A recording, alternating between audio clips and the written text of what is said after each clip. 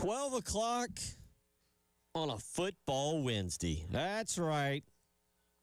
They started spring practice today. Now, I want to address a rumor that I have heard. That's a rumor. Tyler. Yep.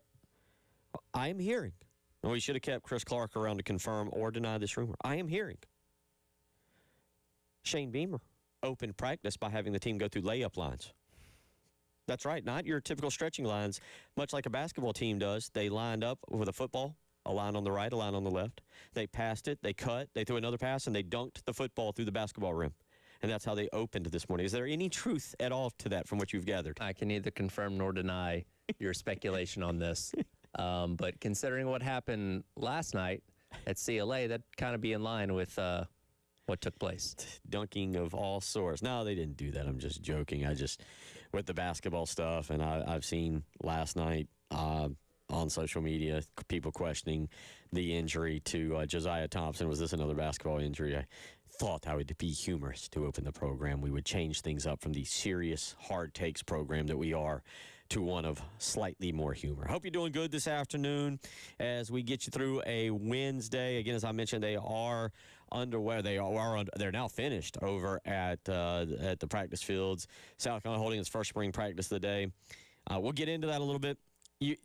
I've covered these things, and I don't really cover them anymore. I'm not a media member anymore. That's not my job to go and ask questions or to be there and to harass them and do things of that nature.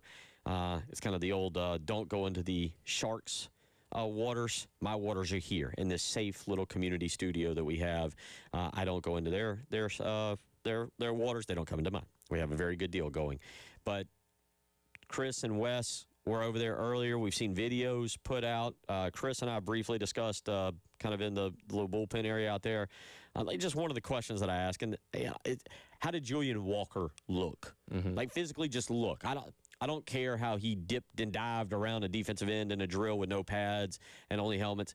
Did he look like he had baby fat on him? Did he look like a guy who still needs to physically get his body in shape? Those are the little things, and I will credit to some of the people I worked with at ESPN and 24/7 Sports for teaching me a little bit about that and looking for certain things that just kind of tells you the physical stature of a player and are they ready to handle the grind of the college season. And so, yeah, that would be one of the things that I would be looking at. Yeah, just glancing at players. Julian Walker, I think, has the potential to surprise some of us. I don't know if he'll be on the level of Dylan Stewart as a freshman, but certainly maybe he's a name that you just kind of listen out for a little bit more this spring. Yeah, and according to what Chris told me in the last hour, Noah Clark definitely looked the part so far. And again, you're talking about two guys that have been on campus for basically about 2 months now, so there's still continued room for improvement, and we'll see where they're at from a physical standpoint by the time the season rolls around. But both those guys, again, sound like they look pretty good out there on the field. And you're right, this is day one, and they're out there in shells and shorts, so you're not exactly going to go out there and figure out what you're starting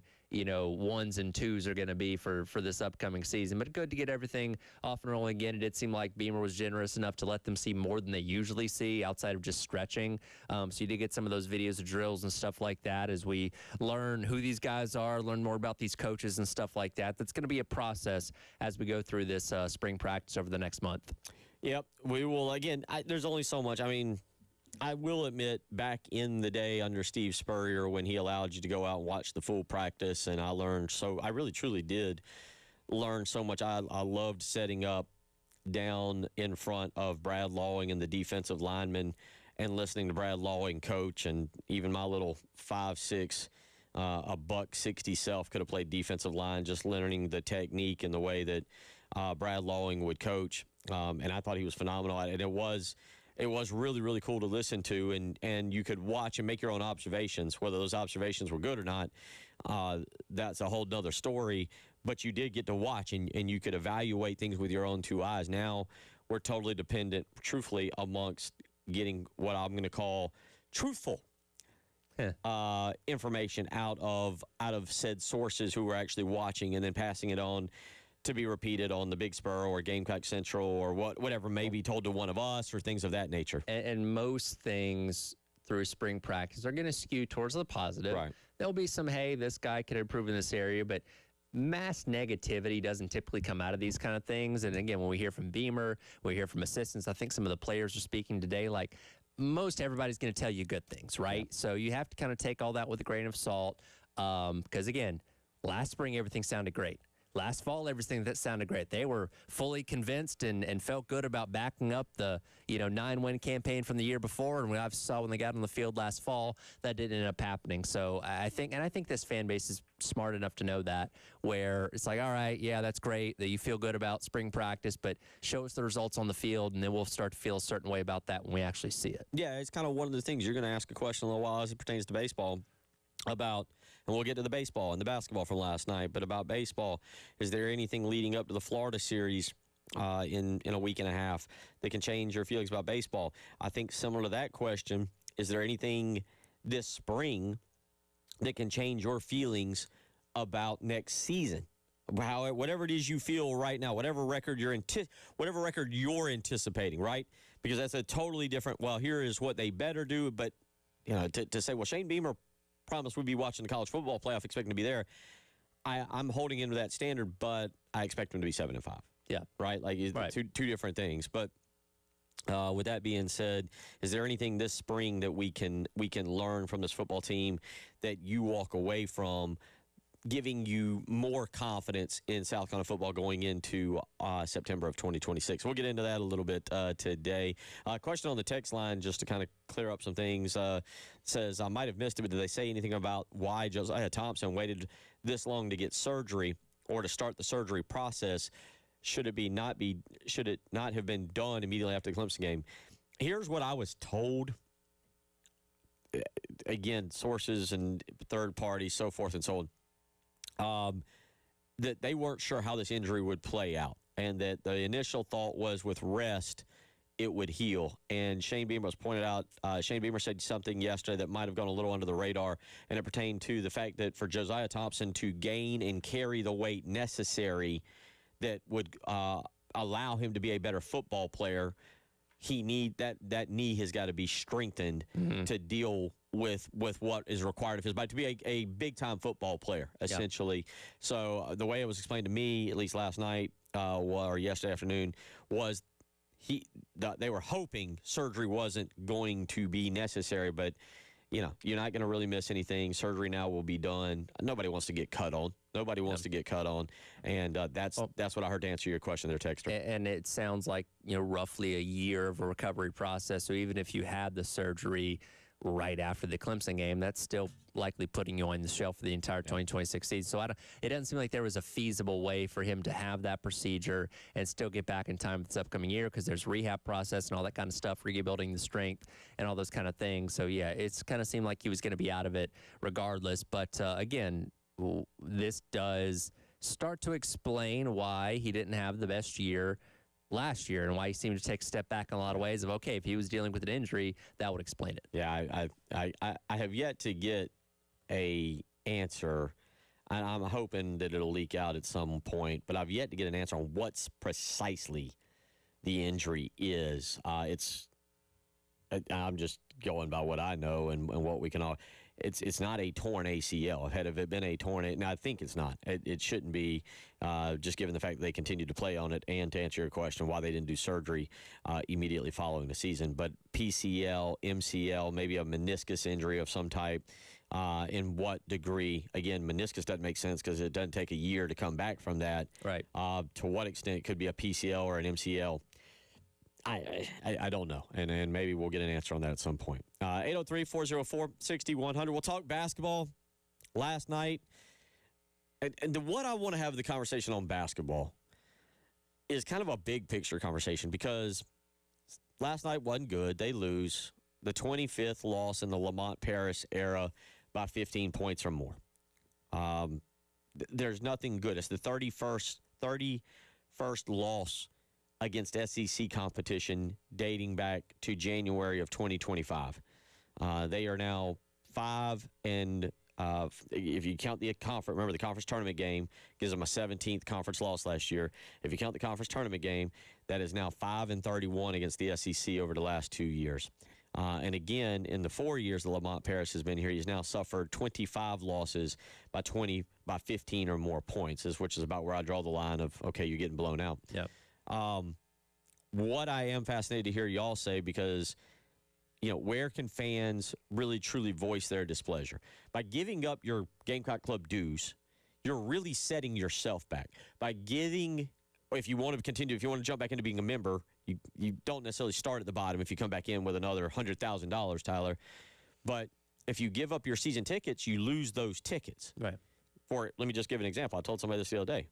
If Lamont Paris is not fired, if he is retained, there's a lot of people who may say, I'm boycotting by giving up tickets. Well, then if you retain your tickets and you want to move down closer to the court, those seats may be available for you to get better tickets and hold on to them for the longer run to have, if South Carolina's ever good, right, to have close seats at a little bit discounted price. Yeah, but you can still vote with the option of not going in general. And that brings me to last night. You've seen the pictures that a lot of people have, and that's where we're going to go. Is that the proper way to address the situation, even though I think it's disrespectful to the action, unless the players are just ridiculously bad, right? Yeah, not getting after it, not hustling, off the court, creating all kind of shenanigans, making your program, not your team, but your whole program look, just sleazy and grimy and all those things. But Michie Johnson, by all accounts, has done everything right. Mongolian Mike has done everything that you would ask him to do.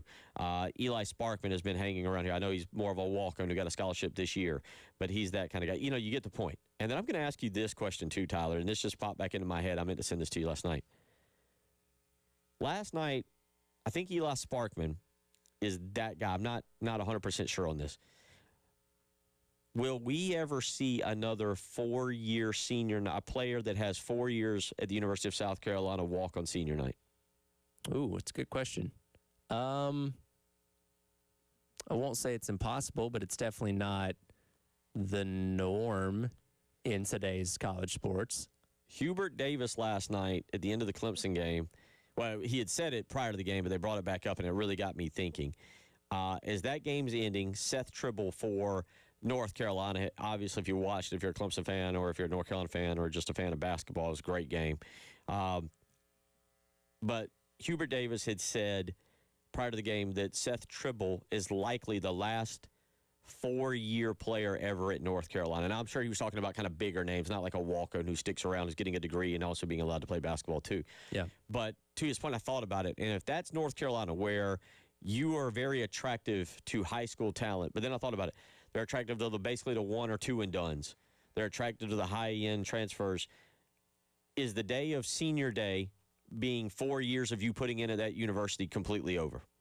And if South Carolina seen their last player walk on senior night that came here as a freshman, Eli Ellis, Grant Polk, E.J. Walker, do you even expect them? This isn't about Lamont Paris. Do you even expect them to make it to senior day in 3 more years? I think based on law of averages, you don't expect it when it happens. You go, oh, that's pretty neat. But, yeah, I would say expectations probably low at this point.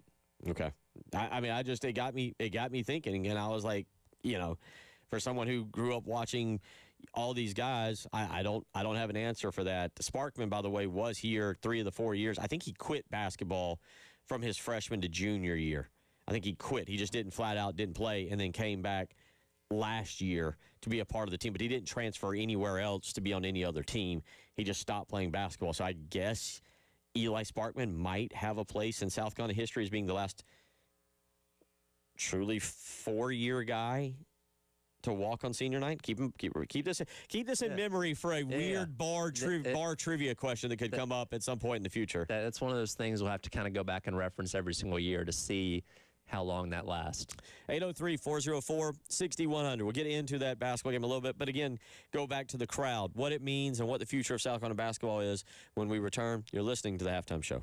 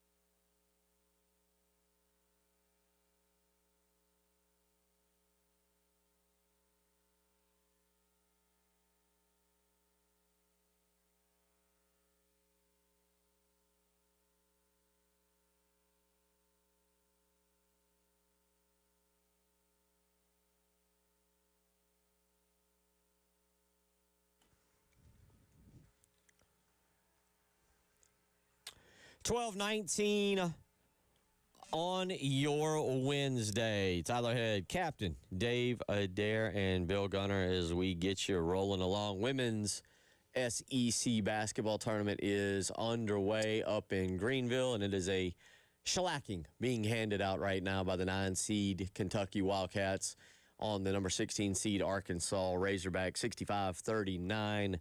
We will be off on Friday because the University of South Carolina will be awaiting their first-round opponent in the noon game. And they could take on Kentucky because if Kentucky, assuming they hold on to win, they'll play Georgia tomorrow, who is the 8. Winner of that game will take on South Carolina Friday at noon. So, yep, there you go. We got a lot happening there. We'll keep you kind of updated just throughout the afternoon if you're interested on the games taking place up in Greenville. But again, the women's team, Dawn Staley's group, I guess, I'm assuming, gets to hang out here basically today, and then they'll travel up tomorrow and check in. So an extra day in their beds, an extra day practicing on their court, an extra day of just feeling comfortable in your environment before having to, even though basically Greenville in the SEC tournament has really just become Colonial Life Arena North at this point. According to Vic Schaefer, it's practically in Columbia because it's a home game for South Carolina. He's not wrong. He's not, but like he keeps going to this well every single year, and it gets tiring at some point. When you're the Queens, man, you get what you want. Yeah. And Greenville does a heck of a job, and that arena is perfect for this tournament. It is fairly accessible. I mean, look, I will say, if it was me, everything in Nashville is probably where the just like Atlanta has become the center of football for the SEC. I would be, if they were to come out this weekend and say, we're moving it, all the basketball-related stuff, much like, again, baseball is centered in Hoover, football is centered in Atlanta. If they were to come out and go, you know what, we think Nashville should be where the basketball events are held, we'll put the women's and the men's there and stick them there, I'd be like, it's a great idea. Yep. It is a phenomenal, go with it, run with it. As of right now, Greenville is bid on it, and they do a really good job with it. So it will continue to be there, and that is what it is. And look, when you're a high-level program, you should be able to adapt to anything, right? Like, look, if the women's basketball tournament was being played in San Antonio instead of Greenville, would Dawn complain that it'd be a de facto Texas home game at that point? I don't think so. It's be like, hey, if Texas kept winning, I don't put it past anybody. Say it is what it is. You can go in there and adapt to it and try to win anyway. 803-404-6100. Last night, the men, they lose. I mean, there's nothing else you can really say. They dropped that one 78-59. It was a bit of a dunk fest for Tennessee, and Tennessee also had no problem scoring points in the paint on the Gamecocks. They physically dominated on the interior in that game, and so that dropped South Carolina to 12-18 on the season. Now 3-14 in conference. That'll keep them in dead last place in the SEC. And Jeremiah Donati has some decisions he's going to make. But let's listen real quick. I tell you what, Captain Dave, this is clip number 19. This is Lamont Paris. Again, clip number 19. This is Lamont Paris after the game, just talking about, hey, loss 7. All right, we're getting our computer up and running. But we're going to hear Lamont Paris talking about too many guys playing poorly. And Tyler, in this ball game last night, you got your usual performance from Meechie Johnson, but Elijah Strong, I mean, I think I saw John Whittle say he was subbed out 90 seconds into the first half and 119 seconds, I think I have that right, into the second half. Your other 4 starters combined to go 5 of 17 from the field and had 14 points. Eli Ellis was 0-4 from the field. Like, outside of Meechie and weirdly Norton Capich, who hadn't done a whole lot this year, pretty much nobody else really did anything, and you nearly got outscored by Tennessee purely in the paint for your total points. Like, just a bad night all around that, again, as we kind of circle the drain for this year, is kind of been par for the course here as of late. Yeah, again, Elijah Strong last night, who kind of has become the second best offensive option. 11 minutes, just 3 points in the game. Mongolian Mike, 22 minutes, just 4 points. Kobe Knox, 29 minutes, 7 points. And the other starter, Miles Studi, 15 minutes, no points. Here is Lamont Paris after the game just saying that nobody played all that well. We can't have all those guys play poorly. I mean, there's there's giving up offensive rebounds and not fighting and being as aggressive as we wanted to, and then there's also playing poorly, and so you can't do both of those things.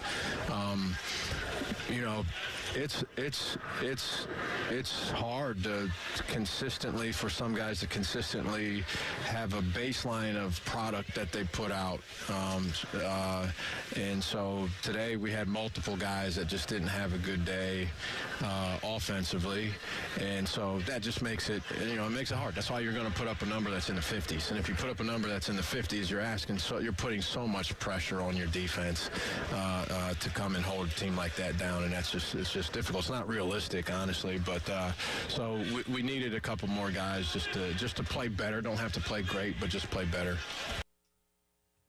What do you take? I guess the first thing I just ask before we get to the crowd, because there's so many things that are happening right now. There's I think so many question marks.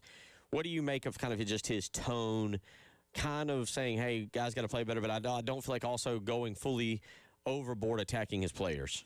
Yeah, and I think that's kind of on brand with how Paris has been for his tenure here at South Carolina, where he's not really there to throw guys under the bus. He's questioned aggressiveness and that kind of stuff, effort at times, but he is always going to kind of come to the defense of his players. But again, it's one of those nights last night where you look at the numbers, you look at the way they played on the court, seemingly let Tennessee walk to the rim every time they got the opportunity to do so, and you have to say something about it. But yeah, I mean, Paris is a player's coach. He's not going to go out there and, call these guys awful or anything like that. But you do have to be critical to a point, and I thought he did a decent job of kind of balancing both those lines.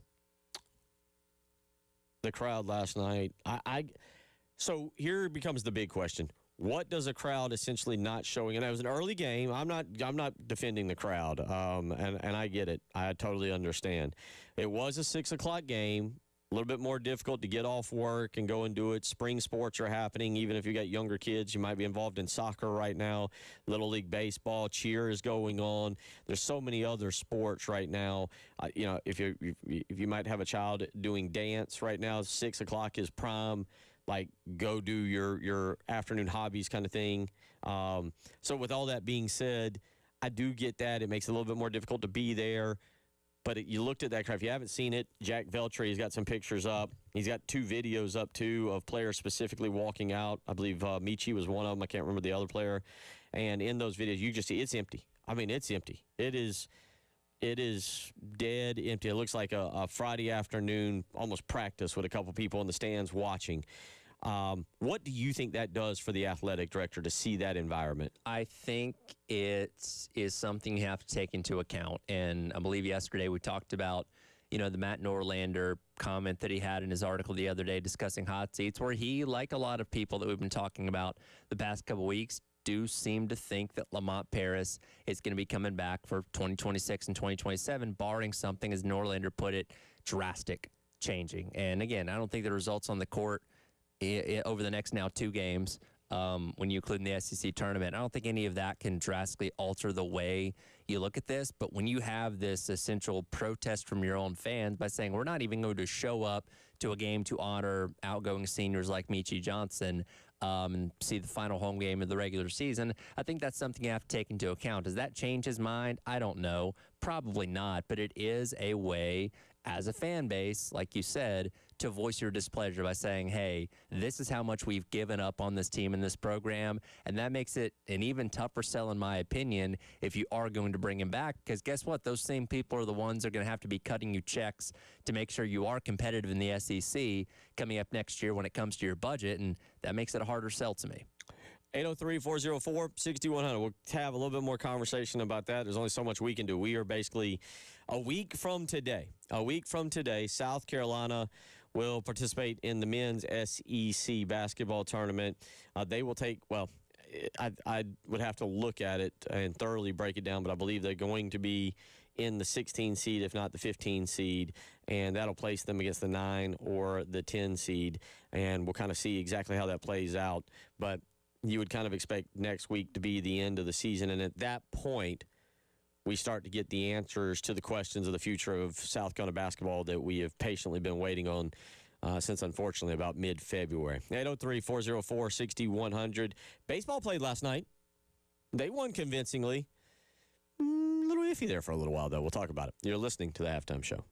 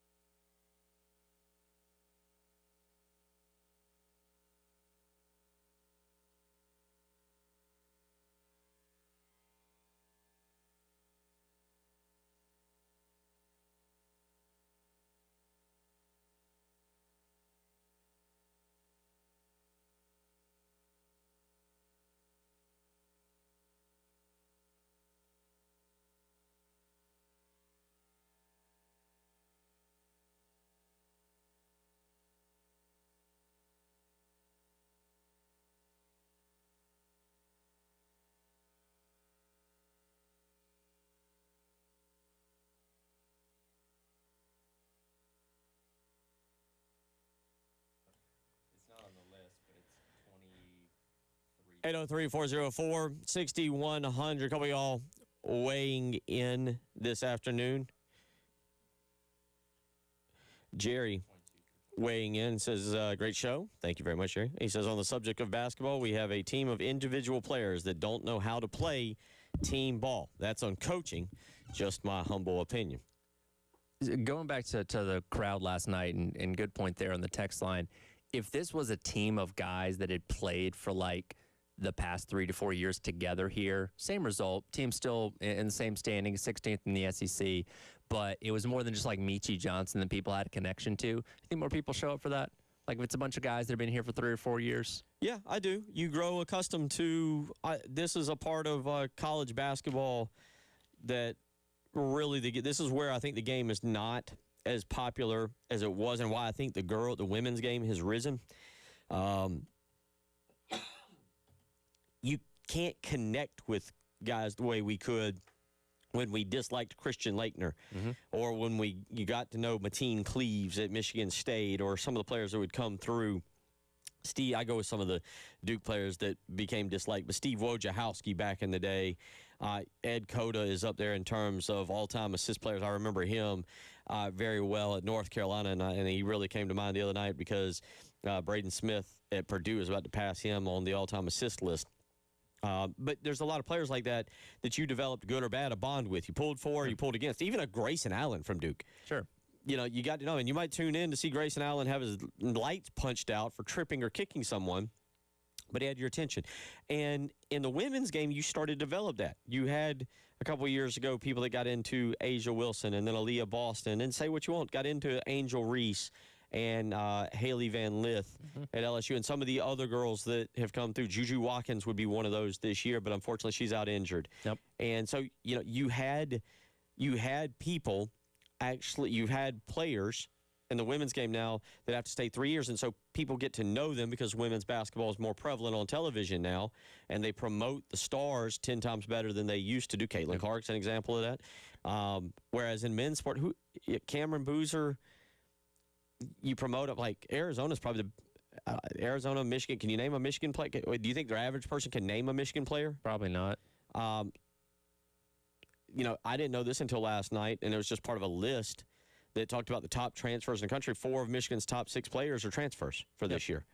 Well, and that's what the best teams are doing, is going out there and finding the talent to be successful that year, maybe paired with a one-and-done guy, you know, like a Cam Boozer, and that's it. Right? Again, you don't have this long-term, you know, relationships built with these guys. Michi's an interesting example because he was here for a long time, but also was not here for last year at Ohio State. But even then, you know, people had still been over rapport with him. But outside of that, and like, okay, Sparkman's a guy that was coming off the bench, so it's not the same. But, you know, you have a guy in, you know, Sharv Jumps that spent 4 years, 4 different places. Kobe Knox was at a couple different schools. Norton Kapich last night as well played at a couple different places. Like, you didn't have anybody that you had any connection to.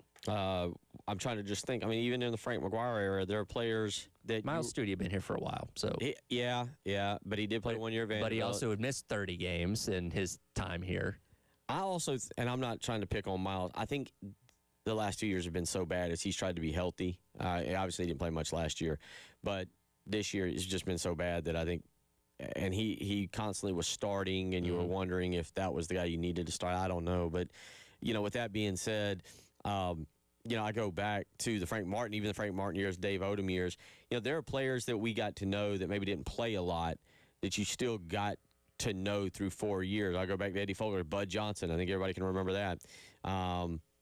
So, you know, there's a lot there in terms of, and we're not talking about Rob weighs in and says, I disagree. Clemson has almost completely rebuilt the team with new players, and they're winning, and their fans are showing up. Well, listen.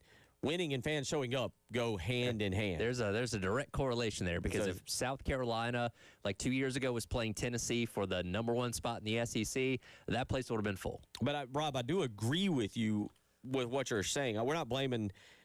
I think Tyler's asking, would more fans have been there to support senior night? Is that fair? Yeah. That's what I'm asking, is if this was a group of seniors that had all been here for 3 and 4 years, the fans were a lot more familiar with. Again, there's a lot of familiarity with Michi Johnson, to a smaller degree, Miles Studi, but the other guys were just kind of guys that were here that just happen to be here for their final year of college basketball. Because some of it, I agree, Rob, on what you were trying to say as it pertains to the transfer portal is not an excuse for losing in a fresh new team. This is more centered around the crowd that was there. A good text coming in here, and let me ask you this. Texter says, are they showing their displeasure with Coach Paris, or are they showing displeasure in the university not putting enough money in the basketball team to be competitive? That's a good question. When you don't show up, are you more angered at the product and you just say it's not a waste of my time? Are you more angered at the university for not doing more to get this product up to par? I think both can be true to some degree, where you can be displeased with the product as well as displeased with how much the university has invested with it up to this point. And then again, I go back to my point of Jeremiah Donati, if he is going to bring back Lamont Paris, which again, that seems to be what the indication is as of right now, that is a very hard sell to your fan base. That's a very hard sell to the people that write the big checks that determine whether or not you're going to have the resources to be able to be competitive in the SEC or not. And again, ball's in his court. We'll see. Again, we assume Carolina's going to be done this time next week in the first round of the SEC tournament. So by next Friday, we should know something, right? And yeah, I mean, you got one more regular season road game, and Justin weighs in. And I think this is the big question. He starts with a statement. Coach Paris seems to have lost the support of the fan base and the locker room. If he returns next season, there will be many empty seats, and the new athletic director will need to explain himself. And that's the question. That's the question to me. Did Jeremiah Donati see last night? If he truly has not made a decision, if he is truly, I find it hard to believe he has not made a decision. And I could spend the next hour telling you why now. I truly believe Jeremiah Donati's done the right thing in how he has handled this basketball situation moving for the middle of February. I think if he's following what I think he's handled it correctly. Let me just add a caveat there. This is providing he follows out the plan that I anticipate him doing.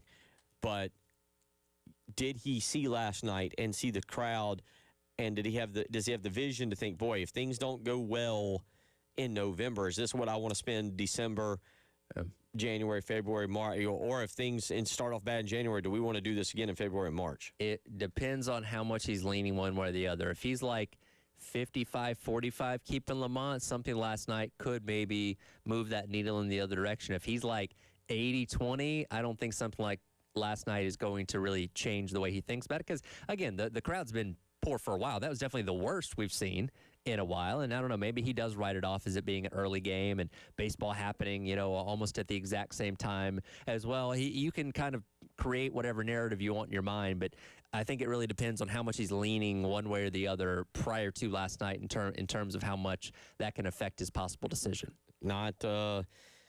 It's going to be interesting, and we're going to play some baseball. We're going to talk about baseball in this segment. We kind of wrapped up that conversation. But baseball last night, they won, but their crowd wasn't very big. Let's go to the phone lines. Ray, we got about a minute and a half. Buddy, go ahead. What's on your mind? All right, man. Hey, thanks a lot, guys. Watching the game last night, I kind of had a sidebar with Captain Dave there. I mean, guys, there was a point in that game in the second half. It really looked like their players were 6 inches taller than our players. I mean, it literally looked like the 8th graders versus the 12th graders. I mean, good land. But what I was going to say is it does sound like Coach Paris is coming back. He's a good character guy and all that, but at the end of the day, it should come down to wins and losses for sure. I don't think the board, and it may be out of Donati's hands, I don't know. I don't think our board is big on paying lots of money to coaches. We can't pay $25 million a coach. I think Paris would be like $12 million on the hook, something like that. I just don't think our board would approve of that. We just don't seem to have the money. But what I was going to say, would it be fair if the last game of the year we get beat again by 15, 20 points, if somebody from the press corps, like maybe a Jack Belcher or somebody, asks Coach Paris, do you feel like you're coming back next year, Coach? I mean, would that be inappropriate? Just want to get your take. Thanks. I don't think Jack would do it. Well, for one, Jack's not going to be traveling to Ole Miss. He'll be doing baseball this weekend. But if somebody on the press corps wanted to ask about that, I don't think that's an unfair question to ask. And again, I think Paris could find a way to handle that, in a calm, measured response. But yeah, at this point, look, we know the elephant in the room, man. We're not bringing up anything that you're not aware of. 803-404-6100. We'll wrap up the hour when we return. It's the halftime show.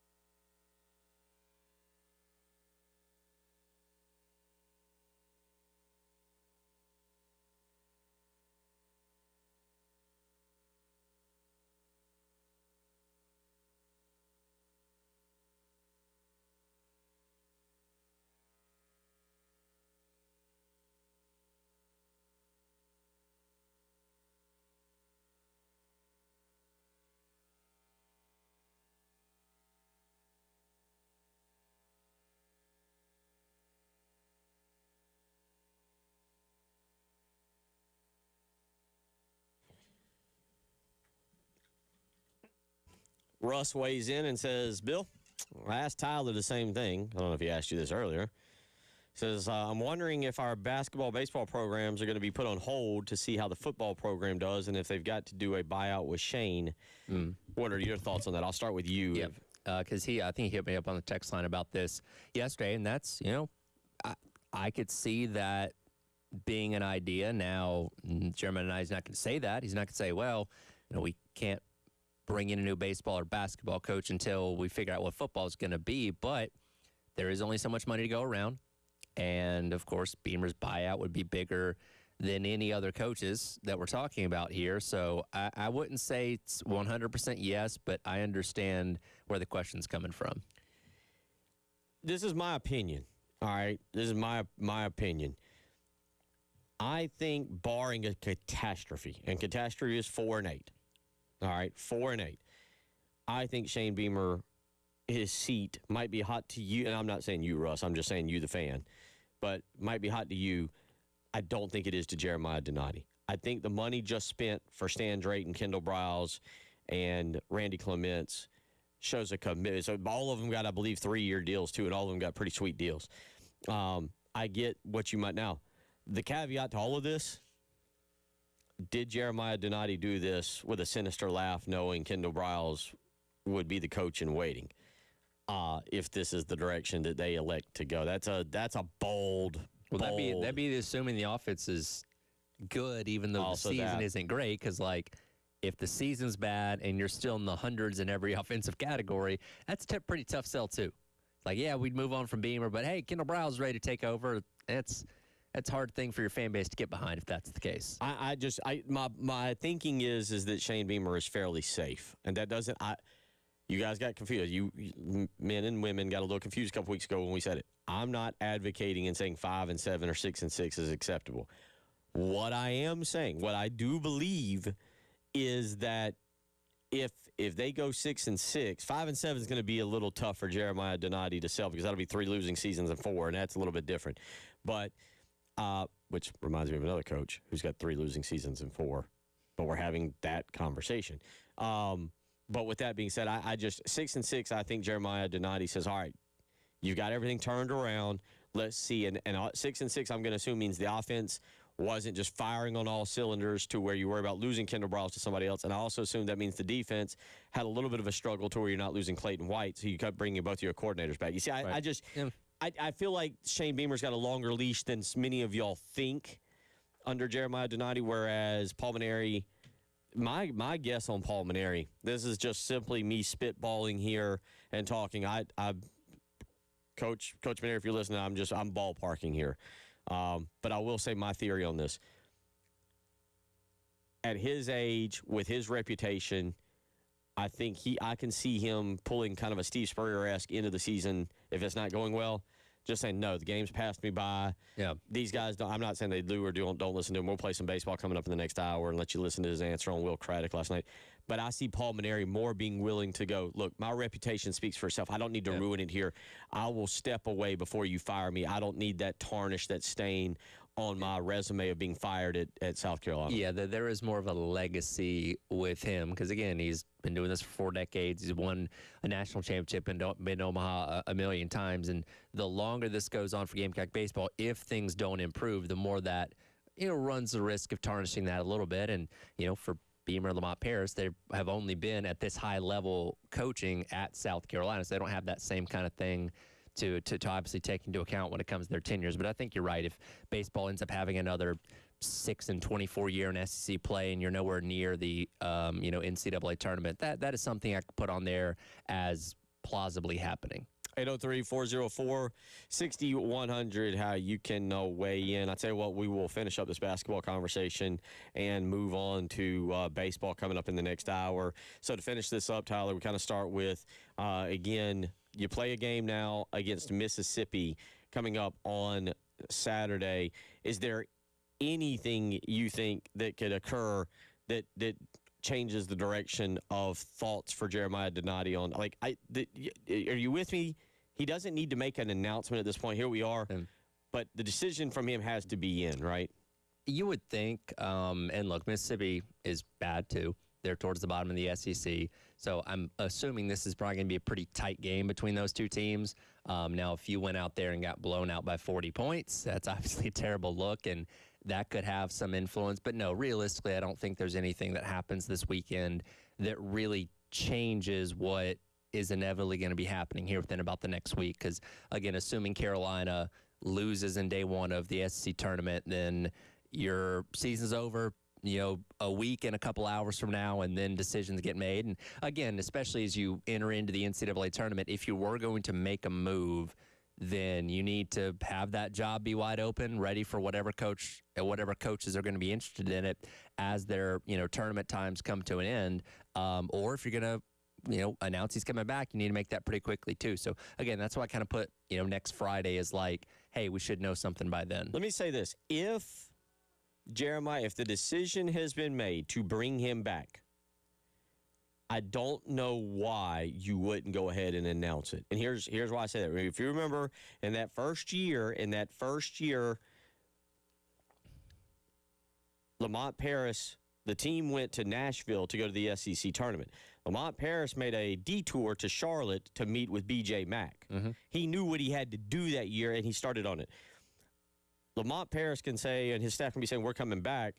Jeremiah Donati, I think, needs to reassure or tell the public that, and not only because the public also includes any transfers that might be out there that Lamont Paris is thinking like, I need to go ahead and start getting in the game with them. So you need to get out in front of it and secure Lamont Paris so that any guys he's going to start talking to that have already entered the portal and want to enter the portal or anything that happens, he is already able to talk to them instead of sitting around waiting for meetings. Yeah, I think that's a good point. And once you wrap up the regular season, I think that kind of thing can be announced prior to Nashville next week. Yeah. Because, again, what happens at the SEC tournament, pretty inconsequential, all things considered. But, yeah, if he got out ahead of it and said, hey, he's coming back, regardless of what happens on Wednesday, I don't think that's a bad idea either.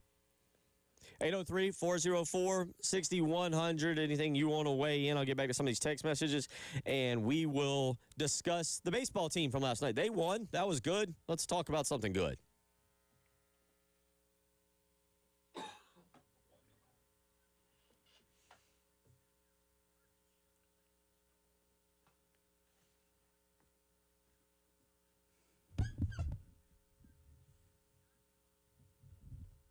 All right, here for our friends over at Canty Foundation Specialist. We've had some rain here as of late, and if you have experienced a storm and have an open crawl space under your home, you might have some standing water under there. And I've told you about it many times. Standing water underneath your home or your crawl space is a very, very bad thing. It can invite things like mold and mildew, even termites into your home as well, which you absolutely do not want. And about half the air that you breathe in your home does come from your crawl space, and you don't want to be breathing in nasty, mildewy air. That's where our friends at Canty Foundation Specialists come in. Go online to schedule an appointment today at cantycanfixit.com. They'll send a professional out to your home to evaluate your foundation and crawl space issues and get them fixed so you and your family can live worry-free going forward. Again, go online to schedule an appointment today at cantycanfixit.com for our friends at Canty Foundation Specialist.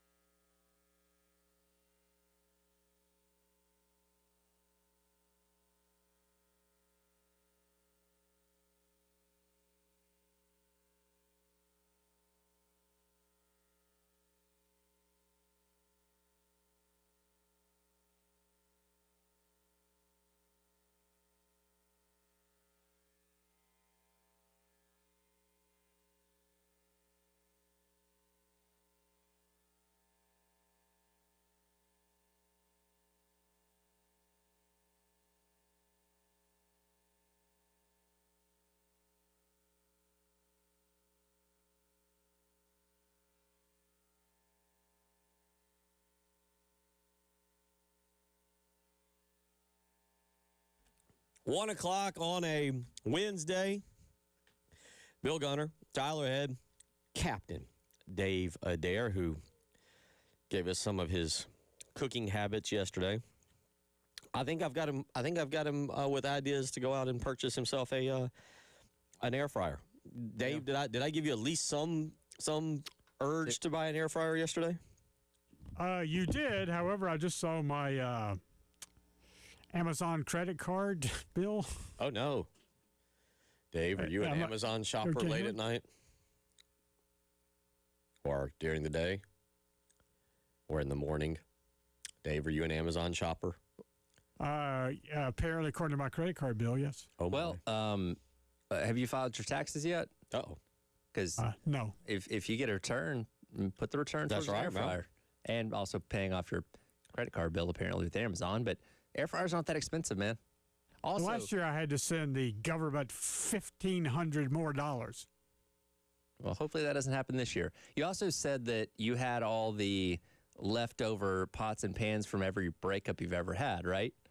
Right. Can I sell those at Goodwill? That's what I was going to say. At Goodwill. No, don't give them to Goodwill because they don't pay you for that. But I imagine you could sell that for something on like Facebook Marketplace, right?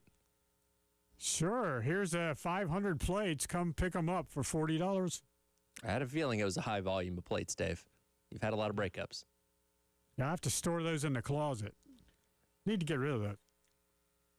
We're trying to help you out. We could take them to a skeet shooting. You could. Yeah. I could sell my Gibson Hummingbird 1960 custom shop. Or what do they call those rage rooms where you can go and like break stuff? You could create your own rage room, and if people pay like $10 and they come break stuff for like 5 minutes. Yeah. Ex-wife number 3. Well, you can put whatever narrative on it you want, Dave. What was that guitar you just rattled off? Gibson Hummingbird what? Gibson Hummingbird 1960 custom shop. Mm-hmm. What's that going for? I'll tell you in just a second. And Dave doesn't play it. You just have it, right? So it's still in like mint condition. Oh, you don't pull that thing out unless you really are going to go big. 7,000. Okay. Well, if worst comes to worst, 5,500 to 7,000, depending on how generous you want to be. if worst comes to worst, Dave can always pull that card. That's my retirement. Dave, what are you holding in stocks on guitars? Guitars that are essentially your stock report. How many guitars is Dave Adair working with? 18. I gotta not say something that I'd be like, ding. What's your most expensive? I hate to do this to you because you're gonna have people lined up outside your house now. What's your most expensive guitar? That's the most expensive one. But I've got a few more. They're pretty good. Give you credit to 7,000. All right. How much space do you have in your apartment, Dave? 0. Well, you got 18 guitars. You got no space. Is it just old dishes and guitars, like essentially floor to ceiling and everything? Oh, yeah. That's why I used. Were you here for that? Were you still here when he was talking about the stove as just storage? Yeah. No, Yeah. he said it's on top of the stove. It's in the stove. Well, what you said you never opened your stove, but you opened it to put things in there, right? Well, yeah, that one time. Okay. One time 8 years ago. Yeah, could be an animal in there, and you don't know. An animal crawled in and couldn't get out. Be careful when you open it up again, Dave. We need to tour Dave's apartment. No, we don't. So intrigued now. No, I'm ADD, man. In dead seriousness, like my house, I wouldn't tell anybody my house is like spotless. It's not spotless. But yeah, like clutter does not. I cannot handle clutter. If I come to someone's house and it's got clutter, like just stuff, I don't handle it well. So I could invite you over and you'd come over and clean up? It's 50-50 on that. I do have a tendency to like I don't handle. Welcome to me talking about me for a minute, but yeah, I don't handle. Do you have a little quirk like that where you don't? I don't. Like, I can't handle it. I'm not going to go into calling out people in my life or that were in my life that, or I'll just say my ex-wife's family. Like, I couldn't go to their house. Yeah. I couldn't. I couldn't. I've had some hoarders in my family. Oh yeah. I tend to be on the messier side, but it's not like horrible. Like you could go to my apartment and not be appalled by it. But yeah, I've seen some pretty bad ones over the years. I have a maid and I clean every maid a housekeeper. I don't know whatever you want to call it, but Okay. no, I can't. Dishes in the sink, or I lose my mind. Shoes around the house, I lose my mind. Like it's taking everything. My daughter's got a dog toys around the house. Like it takes everything I have to like deal with that. Oh no, I'd lose my mind. It'd take me 3 days to be able to come back to this radio show. What I got a feeling I'd run into at Dave's house. Is that probably accurate, Dave? Dave, you're not the newspaper guy. Did you ever? You think there's one newspaper in your house somewhere? No. No newspapers. You're a magazine guy. No. You really? Dave, do you read? I have 2 computers and 3 TVs. 2 computers? Why do you need 3 TVs, Dave? Well, it's a long story. He wants to watch the different angles of the concerts. One I use Sure. for a computer, Oh, Okay. we're getting in depth. then one I use in the bedroom, and then there's one in the living room. Okay, there you go. Okay. Well, listen, I can't say nothing about TVs. I've learned so much today already. I got 1, 2, 3, 4, 5, 6, 7, 8. I got 8. 8? My Yeah. God, I got 2. Yeah, I got 8. No. I have a third one. It's not hooked up to anything. 'cause I had a don't have ninth. I reason had to a use it. ninth, and it left in a relationship. It went home with the other person. Well, now we're getting really intimate here. All right, there's Anyways. the halftime show sharing session that everybody needed. You didn't know you needed it, but it turns out you did. Maybe you guys could compare things that you've gained and lost in breakups. Well, That's you a have podcast. to eventually give up everything because have you rented a storage space lately? Me? I've never rented a storage space. They're real expensive. I don't do the storage space stuff.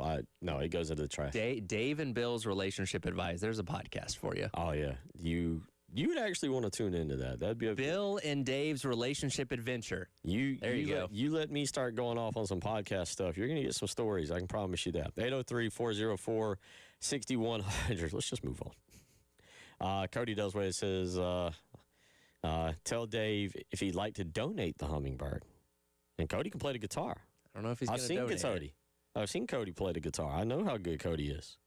Up and comer. Dave, you want to donate your guitar to Cody? No. Can I put you on the hook for donating? No. It's a tax write-off. Sorry, Cody. I tried. Cody will hook you up. We'll get you a pinball machine or a video game. How you feel about maybe a pool table? Ladies love a pool table, Dave. I'm just throwing it out there. No need to answer right now. Think about it. Just mull it over. Put it in the think about marinade it. box. All right. Too heavy to move. Well, you don't move it. Cody will come set it. I know how he does. He played the guitar. He'll play a great song. Played out at the Lake Murray Music Festival last year. True story. Okay, let's talk sports. Baseball won last night. Will Craddock injured? Yes. Again, he took a ball to the hand in Sunday's game against Clemson and wasn't in the lineup last night. Patrick Evans started for him in that leadoff spot. Cut number 22 here, Dave. This is Coach Maneri after the game last night addressing the latest on Will Craddock. Yeah, to be honest with you, I didn't sleep well Sunday night. I really thought he had fractured his hand. He had gotten hit right here on the 5th metacarpal, and unfortunately I experienced that as a player once myself and broke my hand when I got hit by a pitch there, and it was really sore. But we x-rayed it on Monday when we got back, and thank goodness it was a negative x-ray, so there's no fracture. He just had a bad bruise on his hand. But that's not why he didn't play tonight. He's actually under the weather. He wasn't even at the ballpark today because he's been under the weather. He actually wasn't feeling great. I didn't even know that he wasn't feeling good all weekend, and it just took a turn for the worse. And so he's at home recuperating, and hopefully he'll be back soon. Okay. All is well that ends well in that situation. I hate to say it like this, give him a night off. Let him kind of get, Imagine if he wasn't feeling good for last night. Probably not going to feel great for tonight either. Well, that's what I was going to say. Yeah, let him rest a little bit. Look, this team, Tyler asked a great question. That's what we're going to get into in the next segment. for y'all. With everything going on, is there anything this baseball team can do essentially over the next 10 days that changes your perception or gets you more confident in SEC play? Charleston Southern tonight. That's a good Charleston Southern team. I'm trying to think. Did we have? I think it was Jamie Bradford. I think Jamie Bradford Monday said, "Look out! That game's not necessarily as easy as just saying the name Charleston Southern." They're 10-1. Princeton. For those of y'all wondering, Princeton will be a doubleheader on Saturday, 1 o'clock and 4:30, and then a Sunday game. Did that Saturday? I thought you correct me if I'm wrong. I thought it was 2 on Friday and 1 on Saturday, but the schedule does say 2 on Saturday, 1 on Sunday. No, this has been the plan the whole time. I don't know the reason why, but yeah, this has been the plan from the beginning. The only reason I might have my memory confused, for some reason I was thinking initially we were going to get that Friday show off because of baseball, but it turns out we'll get it off because of women's basketball. But this weekend, again, doubleheader Saturday, Princeton at 1 and 4:30, Sunday game at 1:30. Next week, you go on the road to Charleston on the 10th. You take on the Citadel. So you've got Charleston Southern, Princeton, and the Citadel. Think about your answer here. Is there anything in those 5 games South Carolina can do that gives you I'll say hope. I'm not going to ask for confidence, but hope that things are changing or something, and that South Carolina can be competitive against. I mean, look, we talk about the start of this SEC is absolutely brutal. I mean, just as brutal as it can get. Florida, you get Charlotte, Florida, then the Charlotte midweek game, Arkansas at home. Then you get North Carolina in the midweek game up in Charlotte, and then you get Georgia to start before the end of the month. Wofford wraps it up on the 31st. So this month alone, you've got an absolutely brutal stretch to start the first part of the season. Yeah, and look, I lean towards no in terms of what they can do in the next 10 days to change perception heading into the Florida series. But like you said, we're going to find out real quick in those first couple series whether this team's going to be competitive in conference play or not. For some people, that might be a good thing because then they can check out and go spend the rest of their spring doing something else. But yeah, with those, because if you find yourself in like a 1-5 hole to start conference play, that's a tough thing to dig yourself out of, considering how many more good teams still have to play down the stretch. I mean, you say that, back it up to the first 9, back it again, plus North Carolina. But if you're just talking conference, again, I mentioned Florida, who sits at number 9 this week. Again, the series is not until next week. Arkansas is number 6, and then the third series before the end of the month, as things stand today, so it'll evolve a little bit between now and March 30th, but is Georgia. Yeah. So and Georgia's number 10 in the country. So your first 3 series are against top 10 teams. That's my point. And so you say that, but I mean, you could be sitting at 2-8 to come right out of the gate in the SEC, and now you go into April. Is there anything they can do? 803-404-6100 is how you can weigh in. I'm with Tyler. I just don't. Yep, KT goes with nope. So we'll talk about that. Jeff weighs in. Bill, you would lose your mind in my house. Both adult daughters. Oh, good Lord. Had to move back in recently. This is where it starts to get sketchy. He said they brought dogs, cats, and a turtle. I hope that turtle's contained. See, that's usually in kind of a box I or some hope kind that of turtle's not case. wandering around just taking up space in the house. You got a turtle wandering around. We got some different problems here. He says, currently have 3 dogs, 4 cats. It's never uncluttered. I would just lose my mind. Follow up on that. How many square feet with all that? Good question. Because I'm curious now. Another Jeff weighs in and says, here you go, Dave. Another Jeff weighs in and says, I have 32 guitars, and I'm also a neat freak. A blend. Look out, ladies. Jeff's dangerous if he's single. A blend of Bill and Dave. How about that?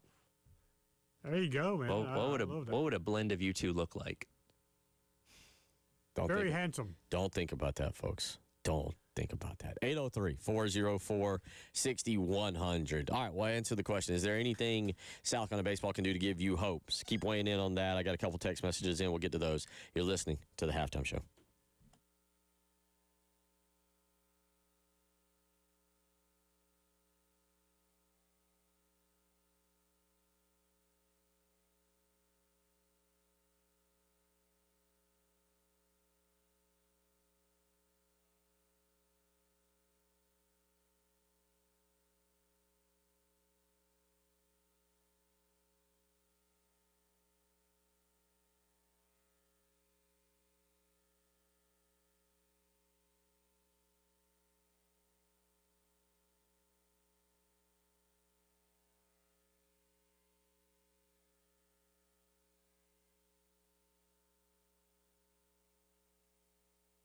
Bill Gunner for Mid-State Roofing. For over 30 years, Mid-State Roofing has been your leader in the roofing and waterproofing industry. Let me tell you, there's no better time than right now to be giving them a phone call. With spring showers, summer thunderstorms on the way, you know that roof is going to be getting a workout. And while you might be thinking about summer vacation plans and getting the kids out of school in the month of May, Mid-State Roofing is thinking about how to keep your operation, your business, or your home dry and running long into the future. So that means it's time for you to be giving Mid-State Roofing a call. Get that roof checked up or line up some maintenance. 803-356-1919. Again, 803-356-1919. 24 hours a day, 7 days a week, Mid-State Roofing is there to assist you with an on-call technician or a Mid-State Roofing employee. Again, 803-356-1919. Call Mid-State Roofing today and tell them Bill Gunner sent you.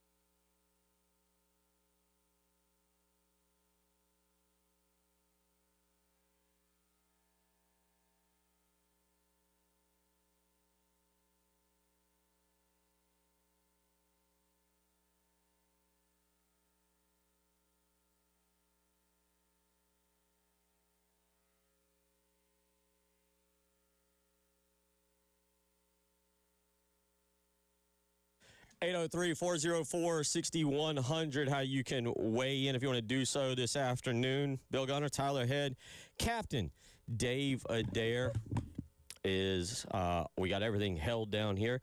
So to go back, the question we've asked, and I'll get to these text messages, The question asked is, what exactly could South, if anything? I'm with Ty. I think Tyler and I are in agreement. There's nothing that could occur for South Carolina to give us confidence in any way, shape, or form that says, yes, this team could be. Again, let me read that. I'm just looking towards the end of March, and one of these text messages does ask that about what happens? Like, what do you do if they're 1-9 at the end of this month? I don't know what an acceptable number is, and we may be to the point. And that's against power competition is what he's talking about. The 3 series, the North Carolina game in the midweek. That's what he means, right? For the month of March. Well, it was more the SEC, the 9 SEC games. We said 1-9. I thought he. Oh, I'm sorry, 1-8 games. I'm sorry, 9 games, 1-8. Okay, okay, gotcha. But the point being on that is from our perspective, we know how bad that would be. Yeah, given the situation of what we want to be able to talk about. You'd essentially be done at that point because and baseball is one of those sports where you'll have teams go on little runs, maybe win 6 or 7 games in a row or something like that. But to even entertain the conversation of being in the NCAA tournament, if you started off 1-8 in conference play, you'd essentially have to win 12, 13 more games over the course of the final 21 at that point in time, which if you're struggling that much out of the gate, that's just not realistic. Like, by all intents and purposes, like, your season is pretty much over if you start off 1-8 through those first 3 weekends of conference play. Like, again, there's still a lot of baseball to be played, but I don't see how anybody would look at that with optimism and say, oh, yeah, they can turn it around. Because at that point, we talked to Jamie Radford on Monday and asked him the question, like, hey, at what point are you what you are? And he said roughly after about 2 weekends in conference play, that would be 3 weekends in. And again, you're pretty solidified at that point. Yeah, that would be. And just, I hate to do this, but just looking it out, again, it doesn't get better. Texas. There's no reprieve. Texas, who is now number 3 in the country, is your first April weekend series. So you see where we're going with this. Like, what would they do? What exactly would they do in this scenario? What would you do as a fan? Where would South Carolina sit? And that's why I say I don't know. I'm not trying to say anything about Paul Maneri. What I am saying is, like, I see his pride being a little bit. I see him very similar to Steve Spurrier in his pride. If it was going that bad, that he may just go, guys, they're not listening to me. I'm not getting what I need out of this. Yeah. I need to part. I don't see Paul Maneri holding South Carolina hostage. It's one of those things that, like, if you could go back to the summer of 2024 when they hired Paul Maneri and said, hey, I got a crystal ball. I can see into the future. Your first year at Carolina, you're going to go 6-24 in conference play, and then the next year you're going to start off 1-8. You want to take this job? He'd probably say no. Right. And again, maybe he would ride it out to the end of the season and then decide to step away, or maybe he does it in the middle of the season. I don't know. And again, we're going hypothetical here. There's a lot of baseball to be played between now and then, but nobody would have optimism of what you're going to be able to do in the back half of that season. Yeah, you'd still got the series at Missouri, so maybe you get a couple wins there. But if you can't hold your own against, at that point, 4 different Power 4 teams in series play, then there's no reason to think you're going to suddenly figure it out in the second half. I mean, you just mentioned it when we talked about it at least a couple of weeks ago. I think I don't know if this has changed yet or not, but I believe when we kind of went through some things regarding the baseball schedule, I believe you told me that at that time, at that moment, there was only 2 series out of the 10 that didn't come against, at that current moment, top 25 teams. That's correct. Was that right? Okay. Yep, the Alabama and the Missouri series were the only 2 in terms of teams that were ranked in the preseason top 25. So you don't really get any break here. And even that Missouri series, that's on the road. Now, again, you have handled your business there on the road in the past, but still, that's a long travel. Again, we'll see where both teams are at that point in time, but even that's not the layup that some people may think it is, depending on where you're at as a program. 803-404-6100 is how you can weigh in. KT weighs in and says it's going to be a long summer. Texter did weigh in. I kind of lean toward this just a little bit about what could do to give you any confidence. I get that. I think this is about the max, though. Run rule all 5 games, and it'll be more helpful.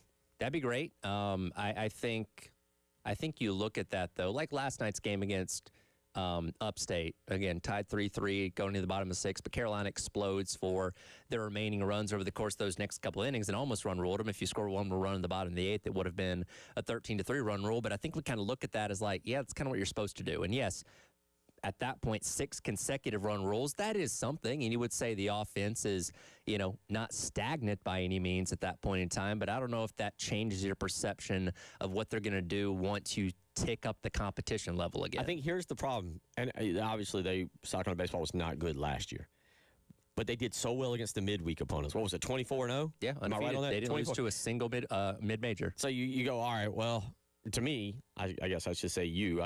To me, I go, well, you did this fine perfectly last year. Mm-hmm. Now, Paul Maneri also talked last night about not having a letdown against technically inferior opponents, although I don't know if you'd look at anybody right now to South Carolina and be like, that's an inferior opponent when you've lost to Queens. Yeah. But what is the clip for Dave there? Cut 25. This is him on not taking anybody lightly. Here he is. Yes, here is Paul Maneri last night on them not taking anybody. Well, what I just said a little while ago, you don't take anybody lightly. Not that we took Queens. I didn't take Queens lightly. Maybe the players did, but they beat us fair and square, and they way outplayed us. It was a one-run game, but they were swinging the bats great all night. And I don't want to go backwards, but you have to learn your lesson. And I think our kids came out pretty focused tonight, and hopefully they'll be focused again tomorrow. Evans and Lozama, 6 hits at the top of the lineup tonight. It appears. So that first segment we had this hour, I don't know if it was our best segment. It's not my fault, though. I didn't take it lightly.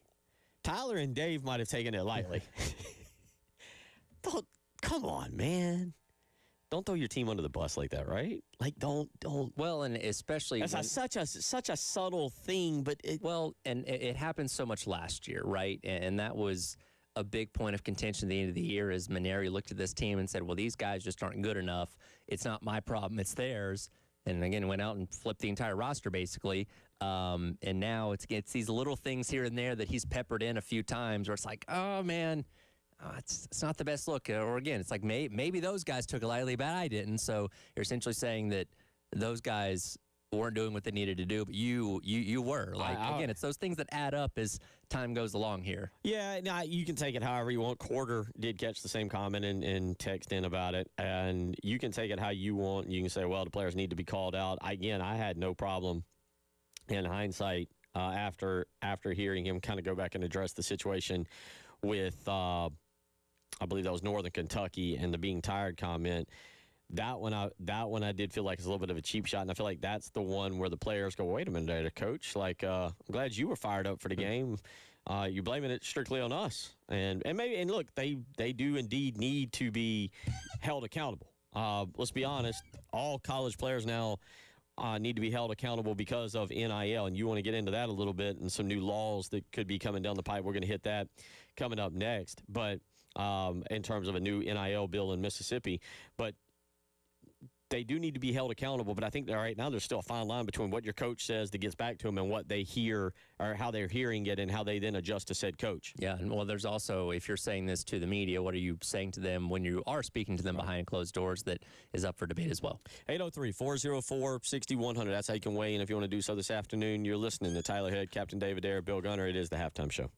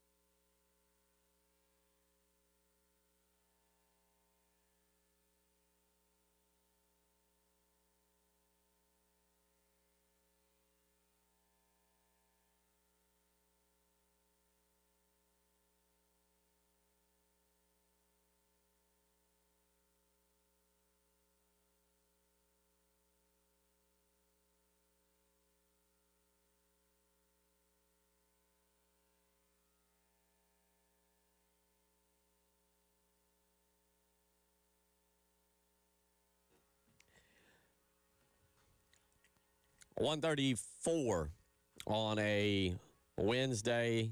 Captain David there, Tyler Head, Bill Gunner. Hope you're enjoying a nice day out there. A little warming up, actually. And so you can get outside and do a few things. Maybe have a nice night grilling out, enjoying the weather. So we are kind of rolling along here, getting set. Florida and Mississippi State are now up. Kentucky won. Kentucky, handily. Kentucky blew out Arkansas. And so Florida and Mississippi State are underway now, up in the first round of the SEC tournament in Greenville. Mississippi State, the 13 seed, Florida, the 12 seed, and the Gators up 10-4 early on in that one. 803-404-6100. All right, NIL, we discussed this, I think, about 2 weeks ago. We talked about an article that was out there that had been written and how it pertained to the bill that's going through the South Carolina State House that wants to make the NIL payments and figures and contracts private, so that obviously the public cannot be part of a Freedom of Information Act. In Mississippi, they did something a lot different to help the players out. Tyler, you got kind of the details on this new bill passing through the legislation in the state of Mississippi. Yeah, I'm waiting for my thing to load because naturally it's going to be really, really slow here. But this came out the other day, and this is per the Clarion Ledger. They passed a bill, no tax on NIL money, on the NIL money bill, helping teams like Ole Miss, Mississippi State within the state. So if you're a NIL student athlete within the state of Mississippi, you don't have to worry about taxes on that money that you're making. Basically an exemption that nobody else within the state really gets to benefit from.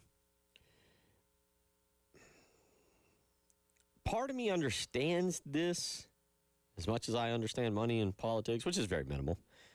Part of me kind of understands this. Part of me, as you asked the question on here, is this just part of our kind of greed in winning, I think is the way you kind of described it, a microcosm for how obsessed we are with winning in college sports. My thing finally loaded because I wanted to hit this specific point. It says in the key points of this article, proponents argue the tax exemption would make Mississippi universities more competitive in recruiting top athletes. Like, that is the selling point for why they're doing this, to give a better opportunity for Ole Miss, Mississippi State, if you want to go down further, Southern Miss and schools like that, a better chance to land the top athletes on a year-in-year basis because they won't have to worry about other portion of their money going to the state income tax. Like, it's quite literally saying we want to win, so we're trying to give these guys as much money as possible to ensure that. Okay. I might have you here. I'm going to play a fun game. Okay. Because I'm still trying to figure out how I feel about this, but I'm going to relate it back to something. How do you feel about this? Well, I think you feel differently on whether or not you're in the state or not, because we can read this as people that don't live in the state of Mississippi, and it doesn't affect us directly. But if I'm a taxpayer in South Carolina and they also pass a similar bill, okay, and I see the difference from where I was going to go. I know that within my own state, I'm paying taxes that these, and again, not all these kids are from the state. They're coming in here as hired guns, essentially, for whatever their services are as student athletes. Like, they're not having to worry about. But basically, the question becomes: are you willing to let student athletes get away with not paying taxes if it means your programs will be more successful? I think is the question that's being asked here. In references, they're not the only state that's done it. Florida, Texas, Tennessee also have similar type of tax advantages, but you're quite literally saying, and again, it's a key point of the article, we are willing to make them exempt from taxes because we think we're going to be more competitive and be able to win more. Well, I'll be honest. My initial thought was to throw at you the NBA or NFL situation in which there's no state taxes if you work in that. Correct me if I'm wrong on that, but I believe there's no state taxes there, as opposed to, like, let's say California, which has I believe somebody, again, I'm kind of talking here without a little bit of knowledge, without a brand new knowledge on the situation.